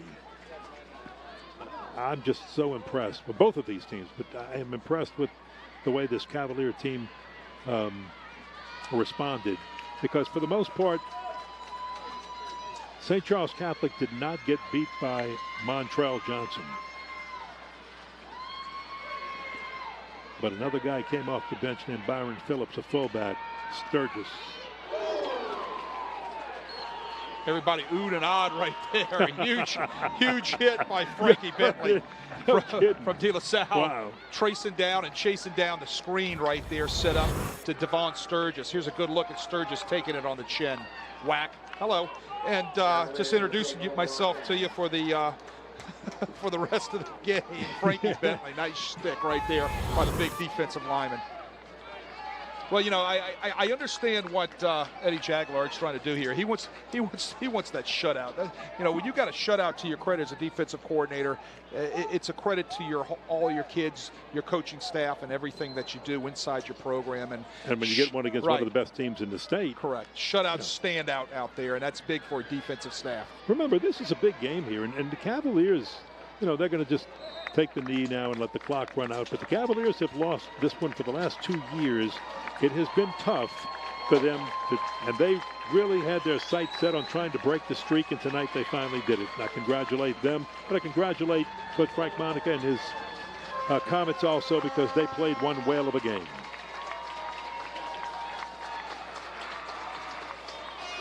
So it is 21-0, De La Salle with the victory. Cavaliers go to 4-0, and the St. Charles Catholic Comets 3-1 as Ryan Manali going over to congratulate Mike Monica. We'll be back with our post game right after this. How many people tried to discourage me when I said, I'm opening up a haunted house? If you love doing something, don't let anything or anyone stand in your way. How he comes up with this stuff in his head and designs it is mind-boggling. Debbie and Home Bank understand my business and understand that it's not normal. They've worked with me since the beginning to help my business grow. Your home for the best in coverage of pro, college, and prep sports in the New Orleans area is CrescentCitySports.com. Whether it's news, opinions, live video webcasts of high school sports, or Louisiana's best prep football scoreboard, you can get it all at Crescent City Sports. The name may be new, but it's the same great coverage you've gotten for years from our team of New Orleans natives. Click it now and like us on social media at CrescentCitySports.com. High school football from Crescent City Sports on Cox Sports Television is brought to you by Lamarck Ford. See all the huge things happening at the big store in Kenner. By Riverlands Insurance Services. Make your insurance game plan today. And by Louisiana Dental Center, your dental home team. De La Salle Cavaliers win it 21-0. And we want to welcome in the head coach of the De La Salle Cavaliers, Ryan Manali. Ryan, congratulations on the win. Your thoughts about this game? We super excited to win that game. We knew it was going to be a war. You know, I don't think our offense really realized how much they hit you in the mouth on defense. We sputtered for a while in the first half. De La Salle beat De La Salle, which we were worried about early. And then love some of the adjustments we made. Cole Milford was able to execute a few big plays, and then we kind of just pounded it out at the end. We'd love to get a first down and ended one series earlier. But St. Charles Catholic, Coach Monica, Coach Stein. What a program, what a team. We're super excited. Ryan, Wade Kaiser. How right, Coach. big was Byron Phillips tonight coming in, giving you that spark you needed in the second quarter? Looks like you guys were looking for some answers offensively. He comes in and runs your counter trays and everything in between the tackles. How big was he for you tonight? Coach, you're exactly right. That's why you're a great coach. Huge. You know, Montrell was kind of trying to do too much early. You saw him pop a couple late. Right, But he was really trying to make a home run every play because that's just what he's used to, even though we preached to him all week. And then Byron Phillips, the pounder with ball security, and, you know, he's a starter on just about anybody's team. Brian, how big was the drive at the end of the first half, that 2-minute drive to get the momentum going into the halftime locker room? It worked out perfect. We knew we had one play, and then we had a play off of him, and both of them ended up at 14 points. You know, it was kind of easy. There was 8 seconds. We had one shot. We're going to go into the boundary, and our best player was either going to make a play or was going to be incomplete with 2 seconds left. So we're super excited about that. And we had a play off of that was executed. But so the throw on that play. Beautiful. Cole Milford threw 2-3 beautiful balls, and that's where it's 21-0. The last thing, Ryan, that Eddie Jaguar defense again. I mean, I've seen it. Yep. He's working now with the De La Salle Cavaliers. How good is that Eddie Jaguar defense? You know it. I mean, Coach Jackalaw and his staff. Let me tell you something. Coach DeFun's a fine coach. And Coach Creech does D-line with all the rest of his staff, Coach Ham and all of them. But let me tell you something. Coach Jackalaw has his guys prepared. He has them playing hard. They love him. No doubt. They love him. And super excited to have him. I mean, what can you say? Absolutely. Congratulations, Coach. This was as big a win as you could ask for on this weekend. Absolutely. Thank y'all. Best of luck. Thank you. All right, Ryan. Let's talk a little bit about this some more. Wade, your final thoughts, because you look at this game and you just say, wow. Well, two great defenses, number one, okay? We were expecting a little bit more early out of the De La Salle offense, and like we said, it was Byron Phillips that gave him that spark.